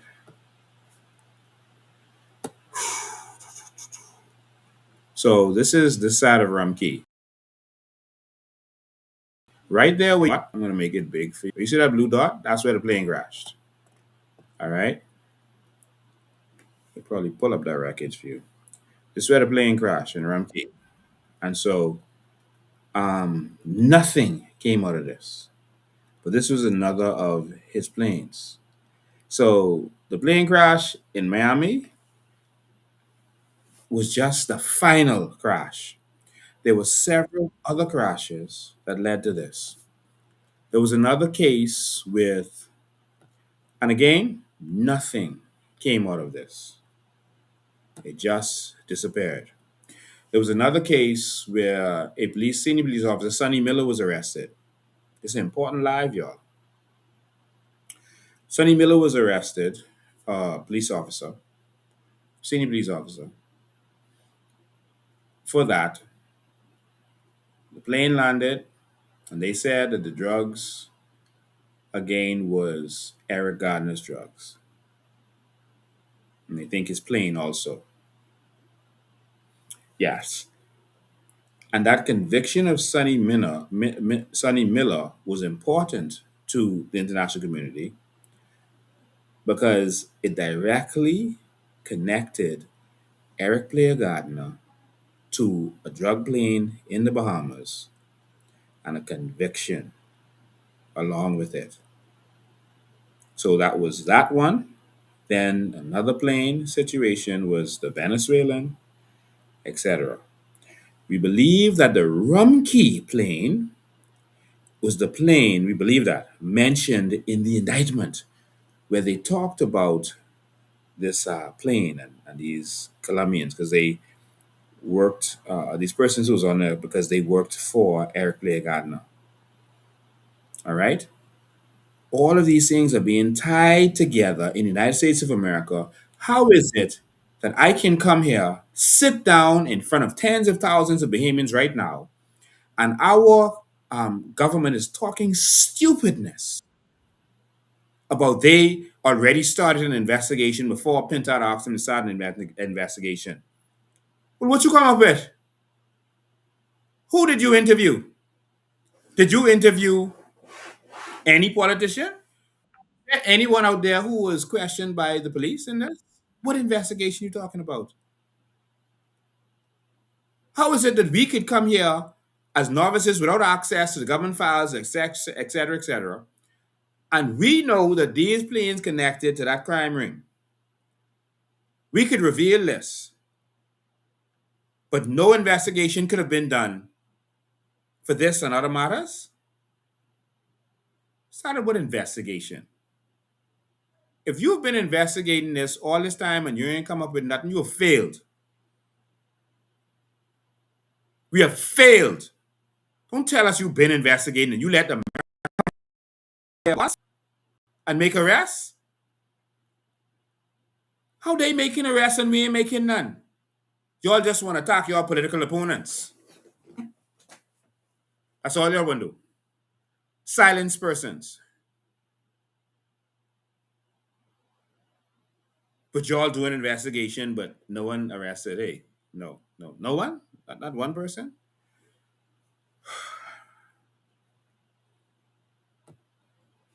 I brushed over that for the sake of time. But there was Sonny Miller a situation also. And so all of these plane crashes led to that, right? Now, there's one more thing I want to mention to you. Something that I didn't get to watch the news this evening. Y'all could tell me if it was in the news. If not, let's question why. There was a police officer, Inspector Alcott Forbes. I'm told that he was charged before the courts today. Alcott Forbes, I kept hearing this name from the whistleblower in the U.S., Silvers Mateo, who kept talking about this Alcott Forbes, and he was saying certain things about him. And how is it that someone overseas knew this stuff, but our own didn't know this stuff. Well, they had this man to be charged for years. They had him to be charged. I'm going to show you the charge sheet that I got from officers. And this allegedly the charge sheet that was read out today in court. But somehow, this man, of course, he's innocent until proven guilty, but this man was to be charged for years. Why wasn't he charged before? Why he's charged now? Well, I'll tell you why he's charged now. As a distraction. They are going to bring up all manner of things. Watch to see them do some attack on me to get people talking about something else. They want you to talk about everything except this indictment.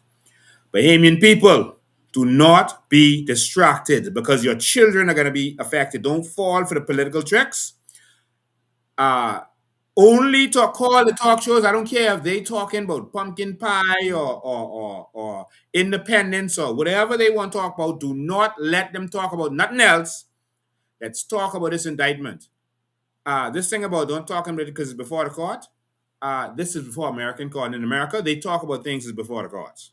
They discuss it on all their shows, on all their news shows, in their news. People are allowed to talk. Only in the Bahamas where they want to control you and don't make you be able to speak your mind, they have that kind of policy. In America, they talk about stuff that's before the courts. All right? So we could talk about this. America don't mind. We just don't need to reveal that that'll prejudice the case one way or another, but we could talk about this. All right? Because we got to save our country. Forget politics, man. Forget PLP, FNM, COI. Our country is in trouble and our heads are in the sand. I'm serious about this. We are going down the road that Haiti went down years ago. And the people just let it happen, did nothing, said nothing. Now the country's in turmoil. Let this happen to our one country. Just don't let this happen.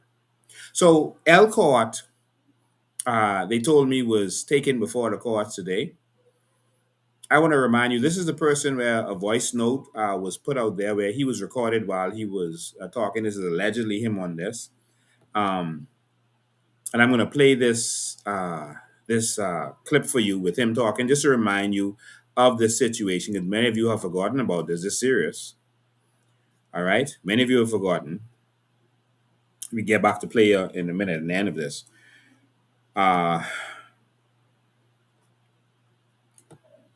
Let me just play this for you to give you a little kind of memory of who this is that was charged. And then I'm going to show you all the stuff he was charged with.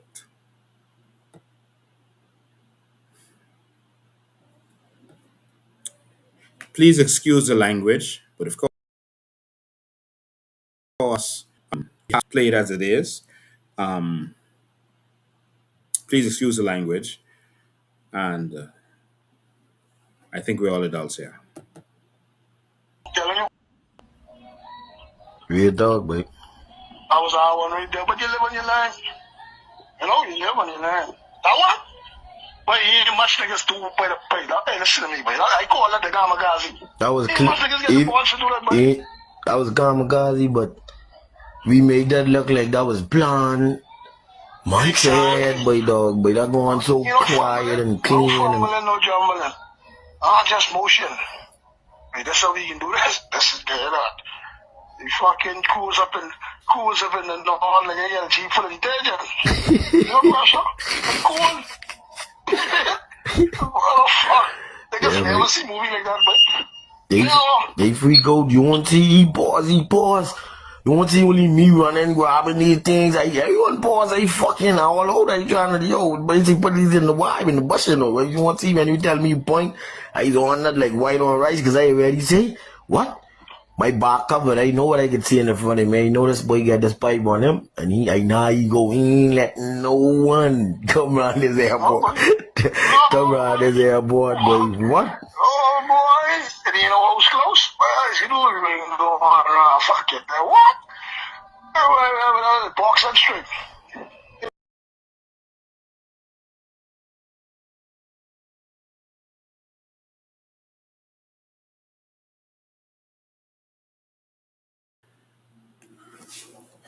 And so this is a conversation allegedly with this person and a criminal. And I was telling people for some time now that there was police officers who were involved in some of the things that was happening. Politicians were involved in some stuff that was happening. When I say that, I don't mean every police officer. Most police officers are good people. I don't mean every politician. But I was letting people know what I was finding out, what we were investigating. You only could go so far because who are you going to go to? Because the minute you start exposing, all they do is attack you and silence, and then people believe all the stuff. They put you through the courts and let their crooked judges make decisions, and then people start attacking you and they start vilifying you. But the question is, who are you going to go to? So we could only warn the people to a certain extent, and then uh, leave it there and wait for God to act. And boy, did he act. Well, anyway, this gentleman was charged before the courts today, reportedly, and and he's been doing stuff for a little while now. And let me show you the charge sheet. Man, he get hit for more stuff than player. Jesus. It's getting late because I gotta open the phone lines too. All right, let me just open this for you. Just give me a sec. When I open the phone lines, y'all gotta call in right away. We can't wait long. We gotta get straight through this. And thank y'all for spending y'all evening with me. I just want to share this in a way that you could see it fully. Okay, the whole window then. All right. There we go. So this here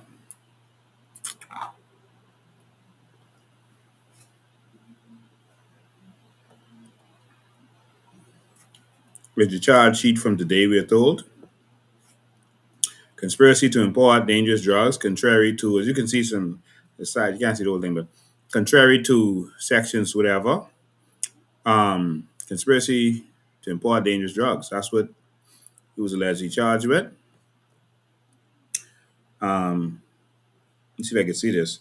That you sometime between November 1st, 2021, you see how long ago that was? And March 31st, 2022, being concerned together and without proper authority, did conspire to import into the Commonwealth of the Bahamas dangerous drugs, cocaine, namely cocaine. 400 kilos.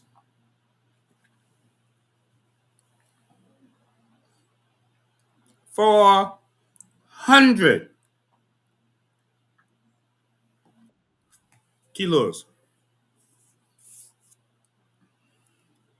A kilo is 2.2 pounds. Do the maths. Conspiracy to export dangerous drugs, contrary to, that means you take it from Bahamas in the States. It says that you sometime between November 1st, 2021 and March 31st, being concerned together without proper authority, did conspire to export from the Bahamas to they're accusing allegedly the police of being a drug dealer. Count three, conspiracy to possess dangerous drugs with intent to supply, punishable under this section on the same time period, cocaine. So this is the charge sheet. Reportedly, that was done in court today. This was sent to us, right? Um, Why didn't you charge him in 2022 or 2023 or 2024 or 2025? Why he charged now? A whole election passed. Why he just charged now? It's a distraction. And it's to make it look like CB arresting the bad apples. They are cleaning house. Some persons are going to be killed. Some persons have been killed. I'm not saying by who. We're saying this could happen. And some persons could be arrested.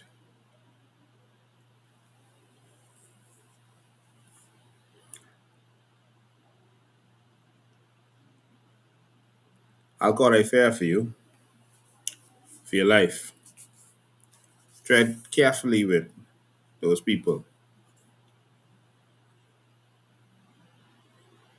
Any of my Bahamian brothers and sisters who were involved, who got close, who did companies with these people, etc., etc.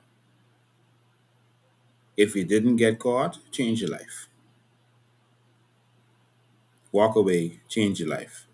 If you can, go and speak to the U.S. authorities, not our authorities. We're seeing every day that our authorities were corrupted. Do y'all remember when we was arrested for the CARICOM situation on the beach? Do y'all remember that?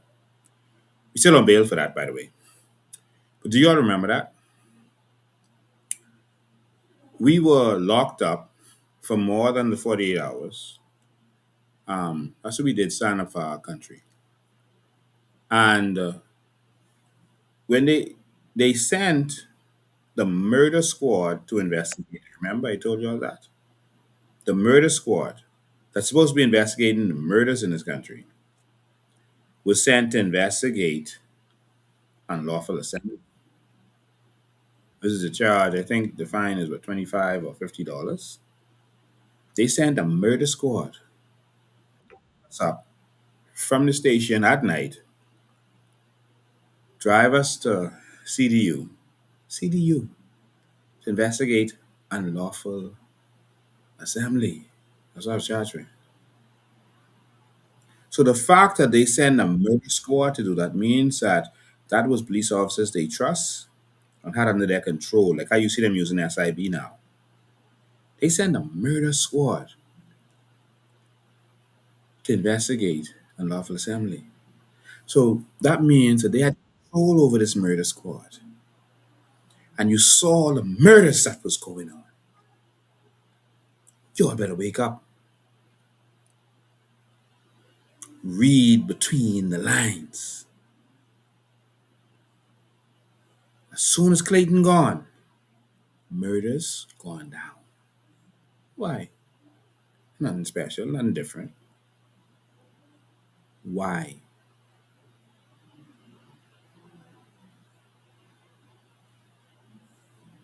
What was the murder squad? Y'all better wake up before we lose this little country we got. But in any event, the choppers coming. The choppers are on the way. I'm going to open the phone lines now as I continue the final part of this. But the phone lines are going to be open. 803-5995 is the numbers. You're free to call in. 803-5995.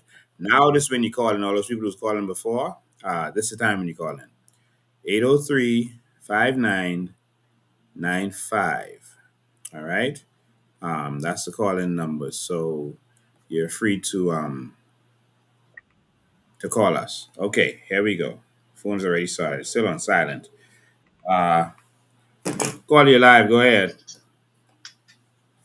Mr. President, How you doing, my brother? God is the greatest, my friend. Yes, he is. Excellent job. Thank you, man. The feds need to bring you in on their team. How you know I ain't on that team? Don't worry. I ain't stupid. I didn't make that statement. I ain't stupid. Listen, I've been waiting on Alcott a long time. Excellent baseball player. Wow. I've been waiting on him a long time. Huh? Wow. Excellent. I know the young man, he started off humble. See, when this power and nonsense and corruption get to you, it's change. I waited on him a long time. I know his day was coming too. See, they walk around here like they untouchable. Like, you can't. I always learn, listen, the sun is rise every day and the sun is go down. That means the ball don't roll and it's change. Yeah. It's change. More to follow. Have a nice night, Mr. Ben. Thank you. 803-5995 is the number. You're calling. Let's talk. Investigators also know that our the drugs is being brought in from the south. All right. Our northern airports was used to take drugs out. And they also know of incidents where the the dog team or the dog sniffing team in Grand Bahama was really not allowed to search the planes leaving Grand Bahama, so they was wide open. Um, and so evidence have already been given of that, and the foreigners know about that, and so that's Grand Bahama. Um, under the last administration, the last PRB administration, and basically the drugs, different dogs didn't have a jeep to take. No one provided for them. So in other words, y'all can't go to the airport because we ain't providing y'all no jeep to get the dog there. So um, it was open up, and there was a lot of stuff going on. You had one big drug dealer in Freeport, one big drug dealer in Abaco, and everything was opened up. Let's go to phone lines. Call you live. Go ahead. Good night, Mr. Ben, and good night to the entire Bahamas. How you doing, sir? Awesome, man. I just want to say thank God for overshadowing you, ordering your steps, keeping you, empowering you to do what you're doing, because you are the only person in the entire Bahamas who is fit for the role that you are functioning right now. And I pray that the mighty angels of God and the flaming sword that He placed in front of you in the Garden Eden be in front of you, all around you, forward and doing this great work. God bless you. Thank you, man.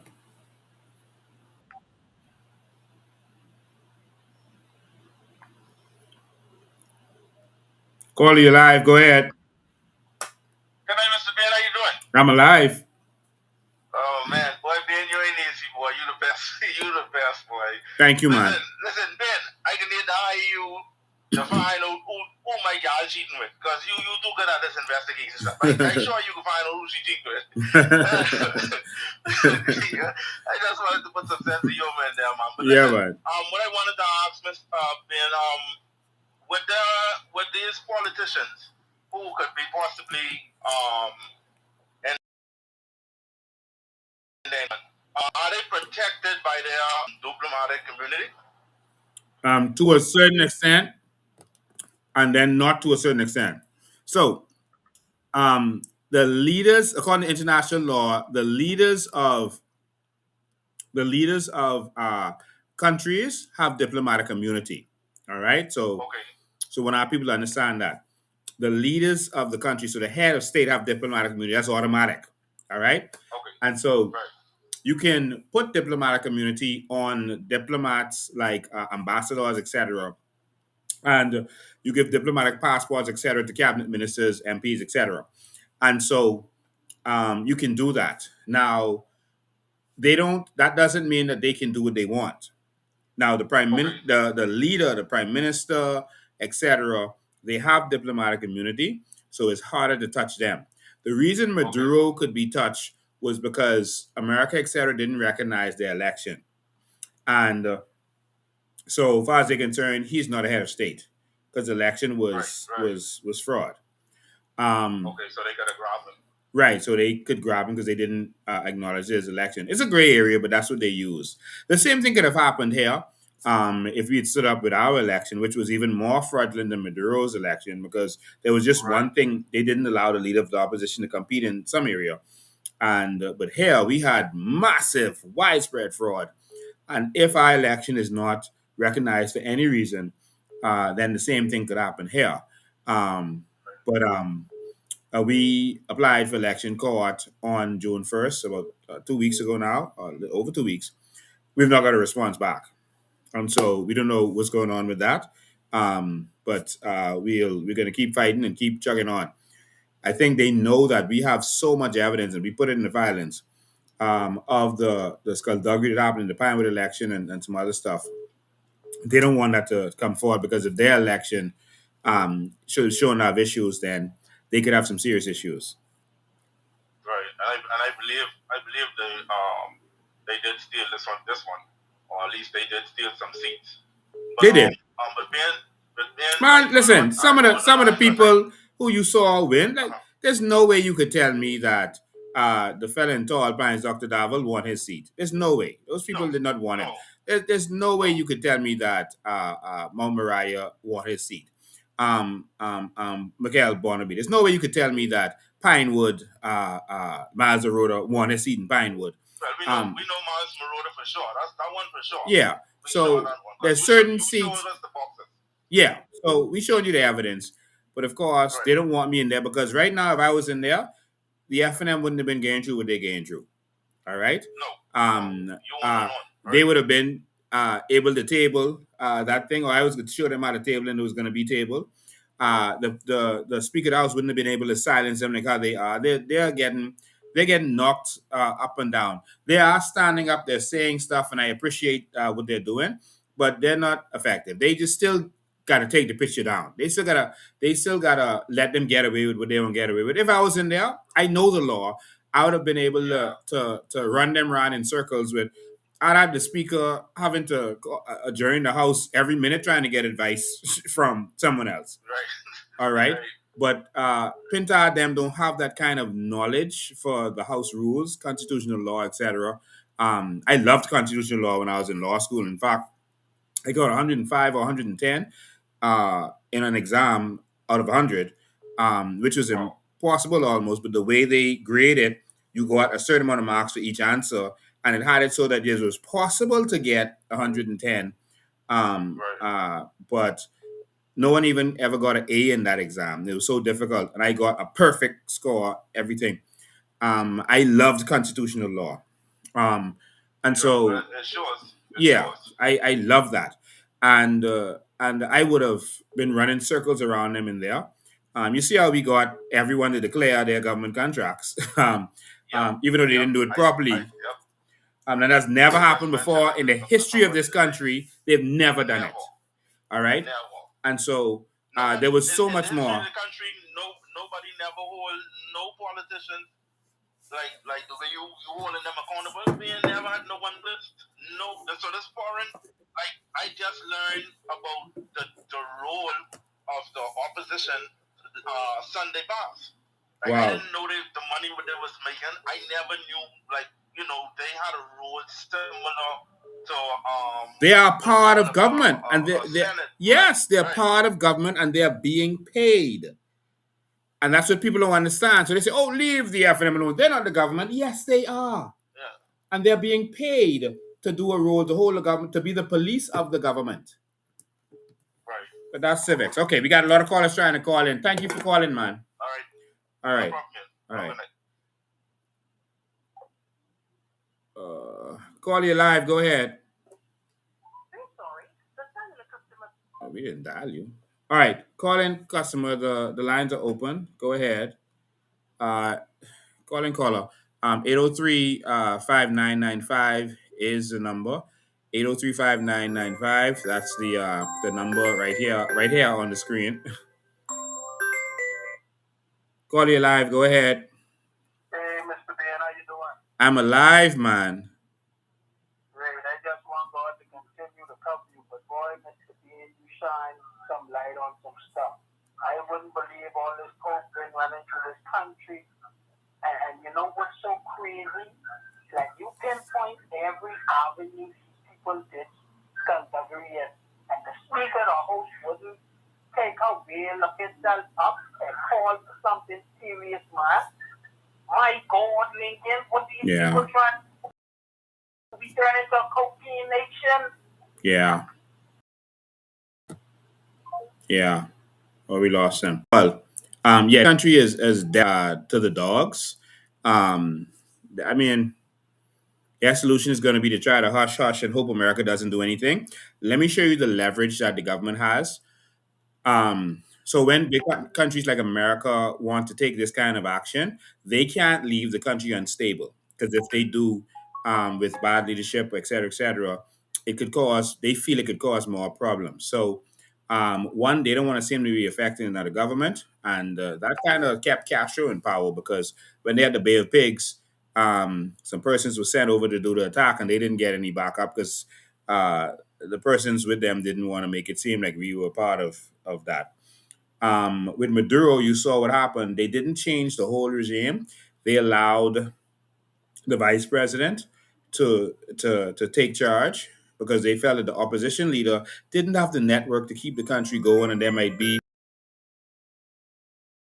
unrest. So they pay attention to this kind of stuff. Come to you right now. And so for the Bahamas, it's like, okay, you move Brave and them, but it's just these other people, are they ready to govern?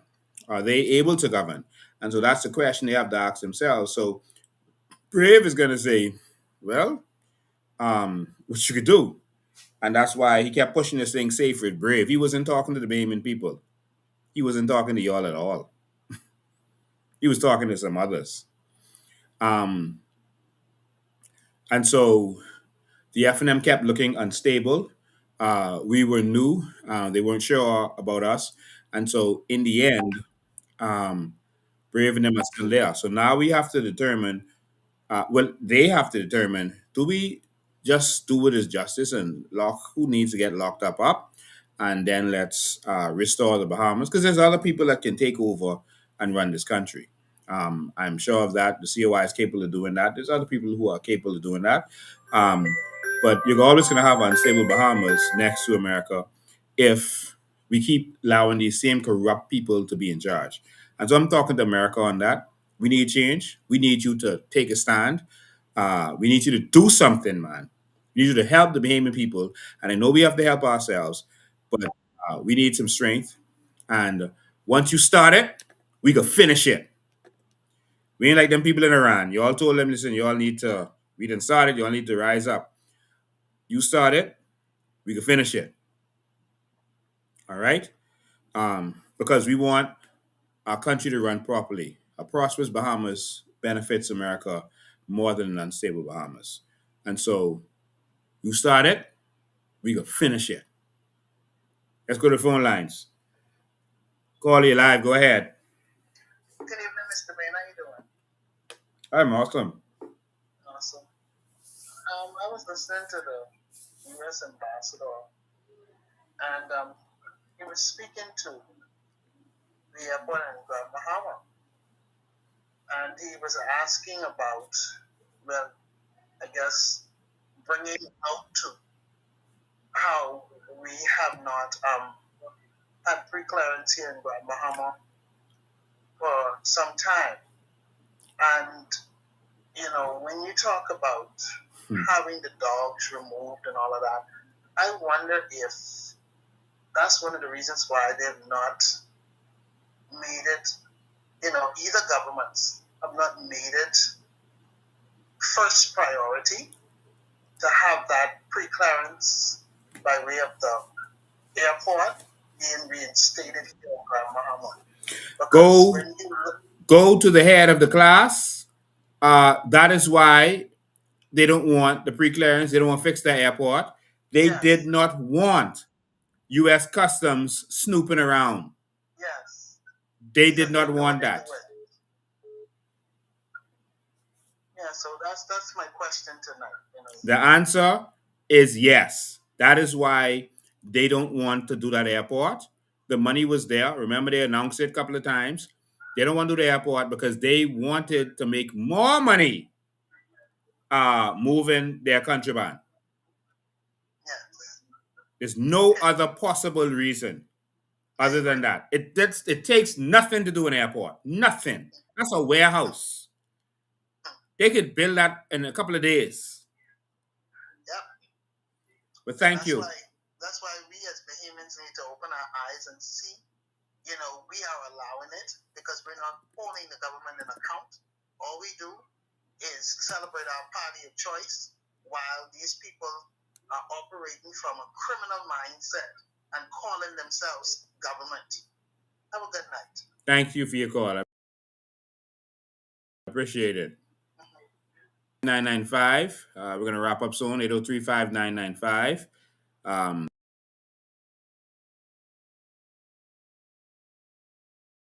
know we didn't get into so much. This was a special overview of what's going on with Eric Player Gardiner. We believe that Eric Player Gardiner is going to cooperate. He's 58 now, and he is a second time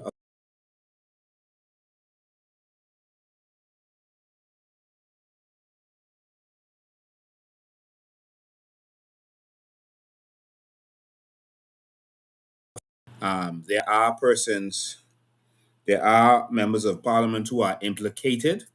Um, Because members of parliament used to hang out with some of these fellas. I ain't exposed it yet, but there's members of parliament used to hang out with some of these people. Hang out. Y'all know who y'all are. Y'all know whose name was called. I want you to know that they scared. Don't mind the straight face, the smiling and all that kind of stuff. They scared. They're scared. They don't know what to do. They know they're in serious trouble. And so don't mind the straight face. And that's one of the reasons they got to control the media. And they try to silence people like myself. But they call you live. Go ahead. And so, Go ahead, caller. Mr. Bain, Hi. did you? I didn't catch it too good, but did you hear remarks made by the member of parliament saying light warrant towards Adrian White when he had the gentleman's photo up in the house? Yes, I started this live. Sorry, you turned in late. I started this live playing that, and I made comments about it. He told Adrian that it was dangerous to hold up that thing. Basically, that's what he was saying. He was threatening. It's just my opinion. It seemed like a threat to say that it's dangerous. So shouldn't he be held accountable to give an answer of an explanation as to what he meant by that in that moment by saying that? What is the definition of dangerous? What does that entail? He needs to explain that. Yes, he does. And plus, the Minister Jobet, she needs to be held more accountable as well when she turned away from the reporter when the reporter asked her about that plane. Yes, she does also. These people, they can't be serious, you know. Well, you have to blame us. Of course. You have to blame us. You can't keep blaming the politicians. We keep allowing it. A no vote is a vote for things to remain the way it is. A no vote is actually a vote. In the House of Parliament, everywhere in the world, in Congress, everywhere in the world, you can vote yay, vote nay, or abstain. Abstain mean whoever win, I down with that. Or I think however it is, that's how I find with it. All right? And so I want to see some pressure get put on like Brian because he need to explain what he was talking about because that right there that can't fly. no, that can't fly. And I think that was cowardice for him to do that. And all of this silencing of your opposers, I think that is actual nonsense. It should not be allowed to continue or to happen in this country. And we have to stand up. And I know, I wish I was in there to help the FNM do their job. But it didn't work out that way. But they're going to have to hold their own in there. And it's not just about arguing back and forth where someone was saying, oh, Andre Rawlins is like, Lincoln Bain. I don't just argue. I come with the facts, I come with the law, I come with the rules, and they can never fight it. They have to break the rule to get around me. Nobody around you like you. They too scared. They wouldn't do what you do. They too scared. Yeah. So it ain't just about arguing in the house. It's about being effective and knowing what to do and how to do it and forcing the government to break the law to have their way. All right. But we got to be more effective and get it done. I still applaud them for what they did do in the last few days, speaking out. But we got to do more. I don't want to hear Pinta talking about judicial review. I want to see the judicial review because it's free for them. All right. And we're paying them $10 million this term for that. The opposition is being paid $10 million to do our work. You got the memo by now where you speaking about it, and he just needs to drop all of his embarrassment and shame or whatever and just act, man. Yeah.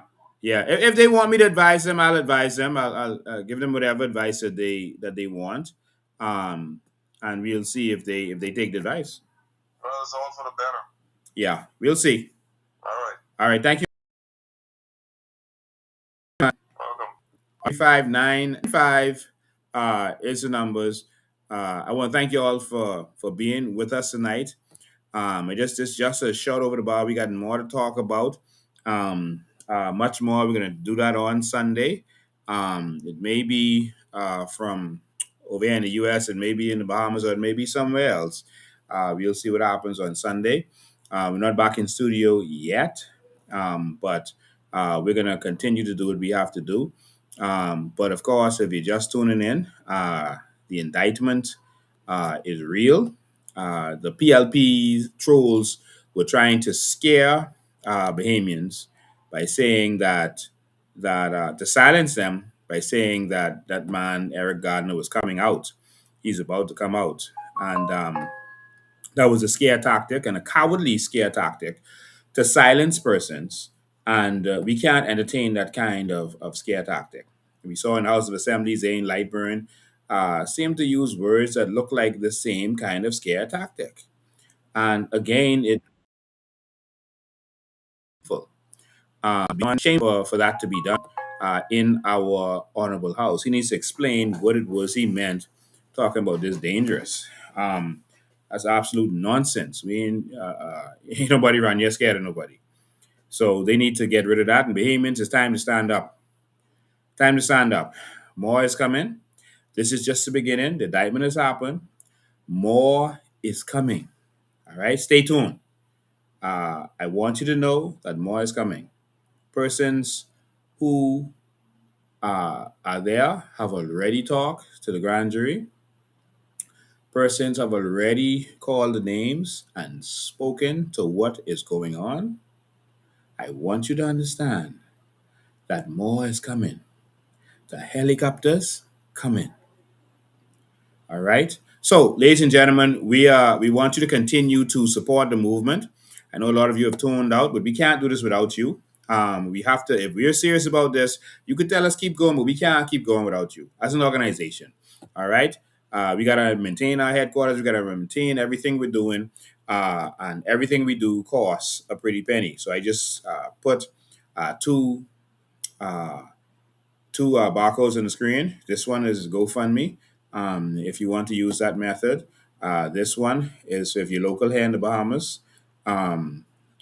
You can use this method, or just go to our website and be a part of funding the movement. We need your help. So don't just tell me, to continue doing this. We need you to help us to continue doing this.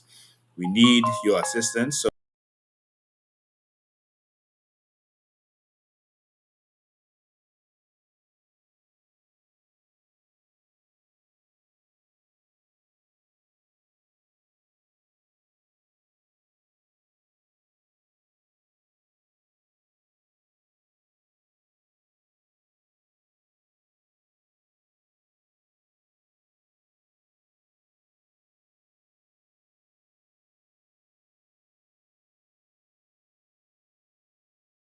yeah, we were totally down just now. Sorry about that, Bahamas.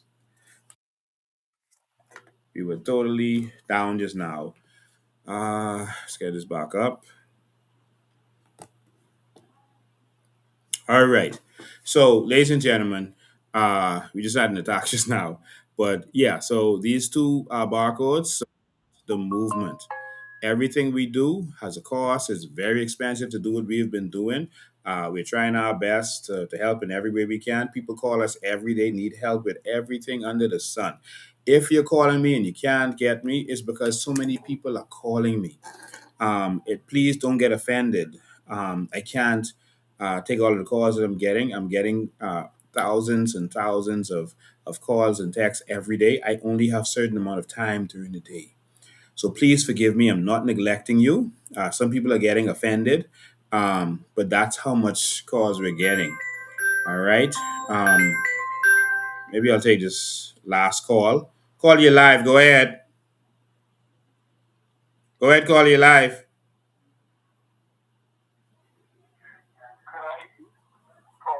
Go ahead. Call you live.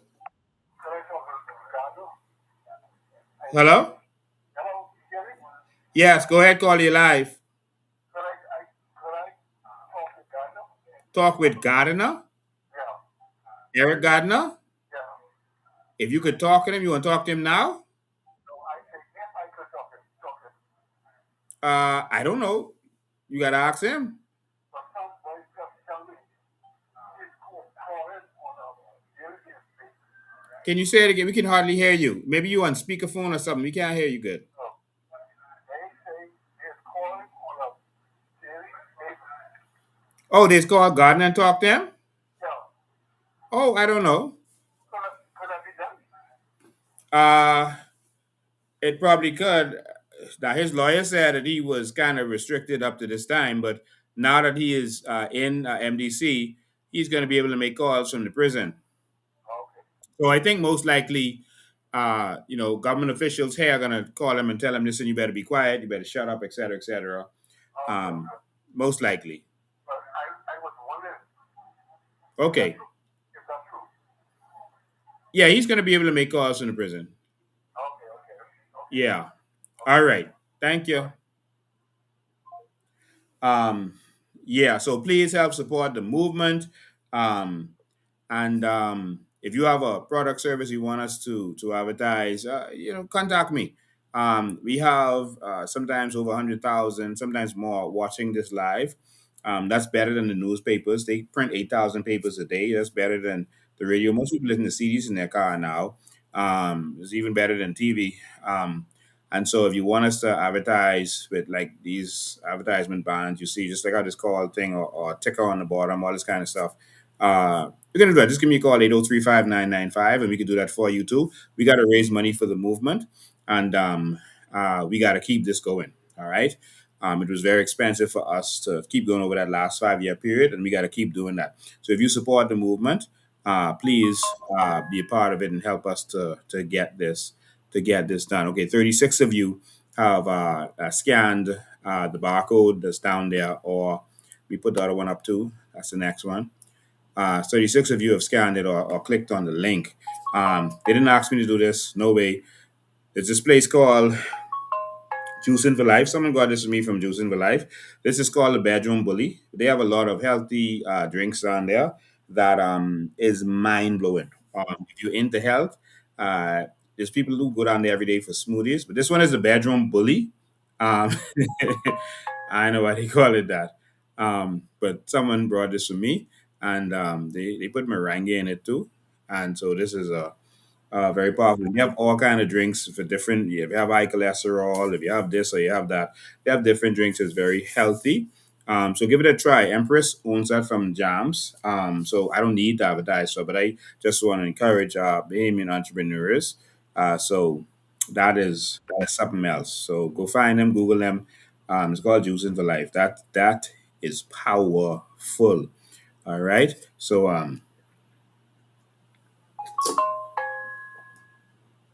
thank you for who brought me that. Nice. All right. So, ladies and gentlemen, I'm going to have to end it there. But again, you can come to our headquarters any day, and you can donate. Um, you can do it online. We prefer if it's easier for you to do it online. Just use your debit card and just go online on our website and just scroll down and you will see where you can the different ways you can donate. Become a member. You can join right on our website. You can join right there. Become a member and help us to get this done. We're gonna have a dollar drive next week Saturday. I think that's Saturday the 27th. So Saturday the 7th, we're gonna have a dollar drive um, right on out there on the intersection by Marathon. So if you want to support the movement, you can come out there. You give $1, $100, $1,000, whatever you want.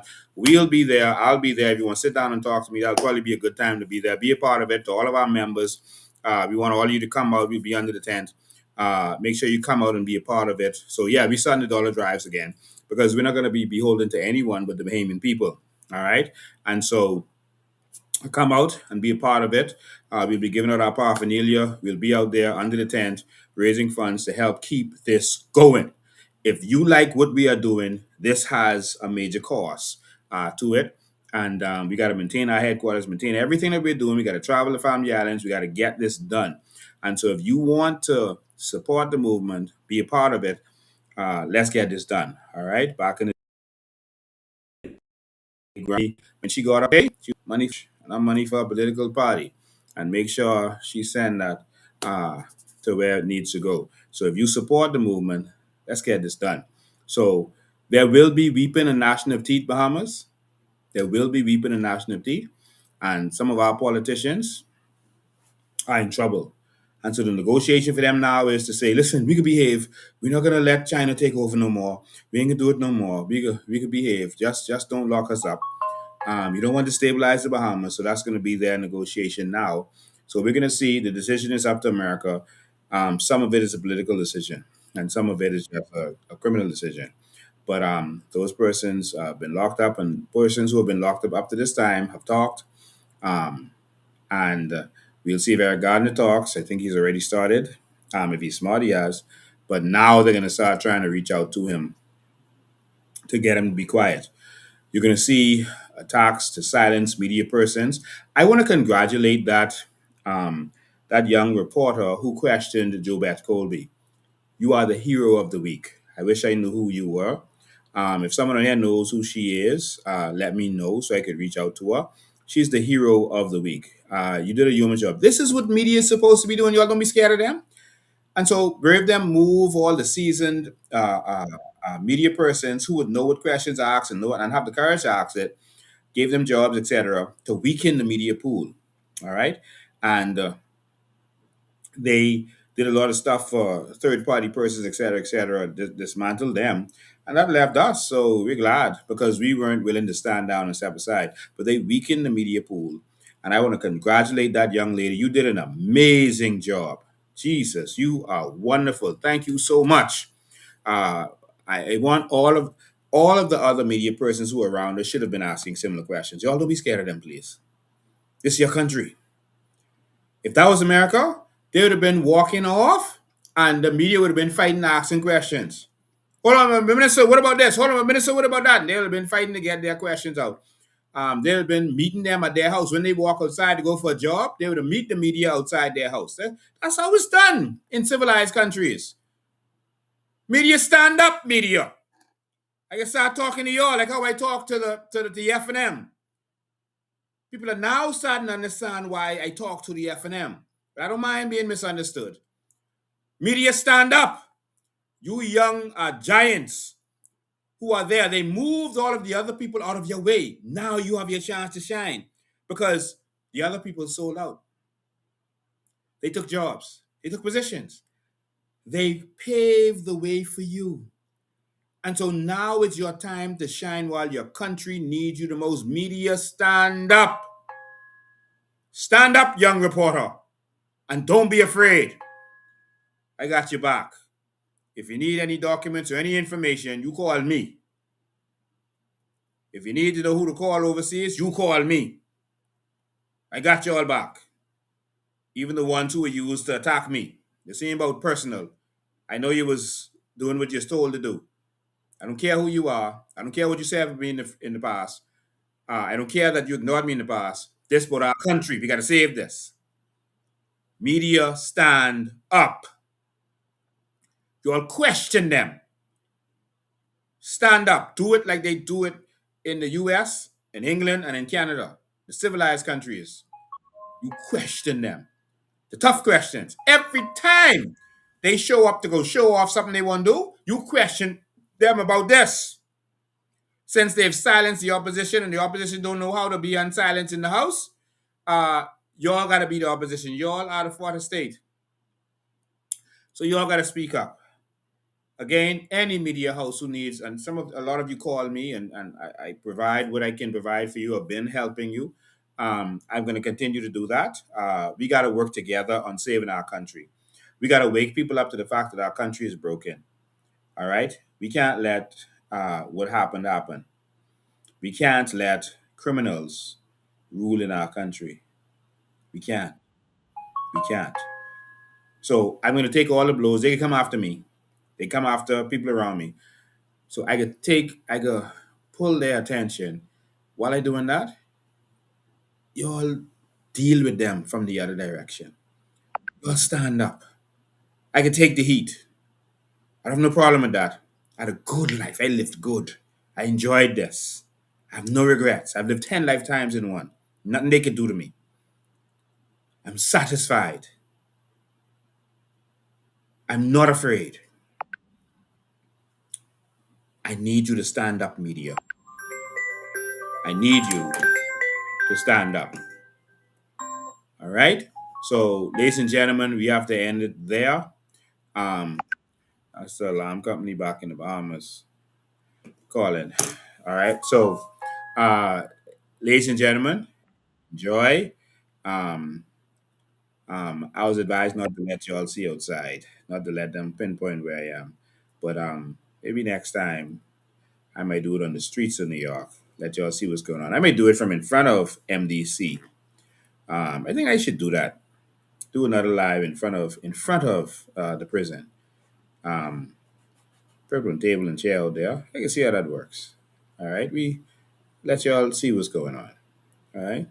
So, ladies and gentlemen, God bless you. I do this because I love my country. The same about politics. I'm doing this because I love my country. If you want to know about our vision, it's still on our website. Our documentaries are there. Our vision is there. Right now, we would have been so much further ahead. Now, we're going backwards. The trick with the electricity, they paid for extra generators during the last summer to impress you for election. That's not sustainable.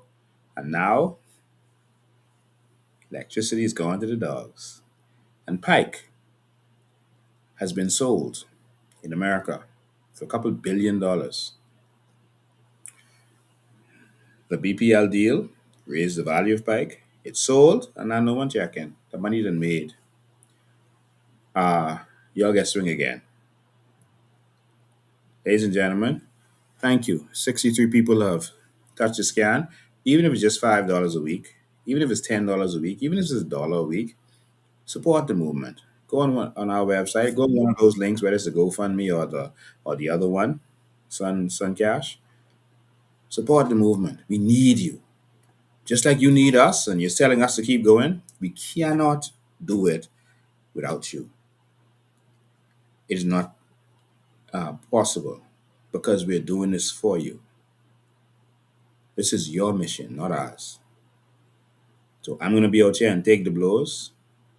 We need you to help us while we're out here taking the blows so that we don't have to focus on the hard part of money making. We need to focus. We need to be able to focus on doing what we're doing. And if you help us, we can focus even more. Spend our time focus on keeping their foot to the fire. God bless you. We love you. Media, stand up. We'll see you next time.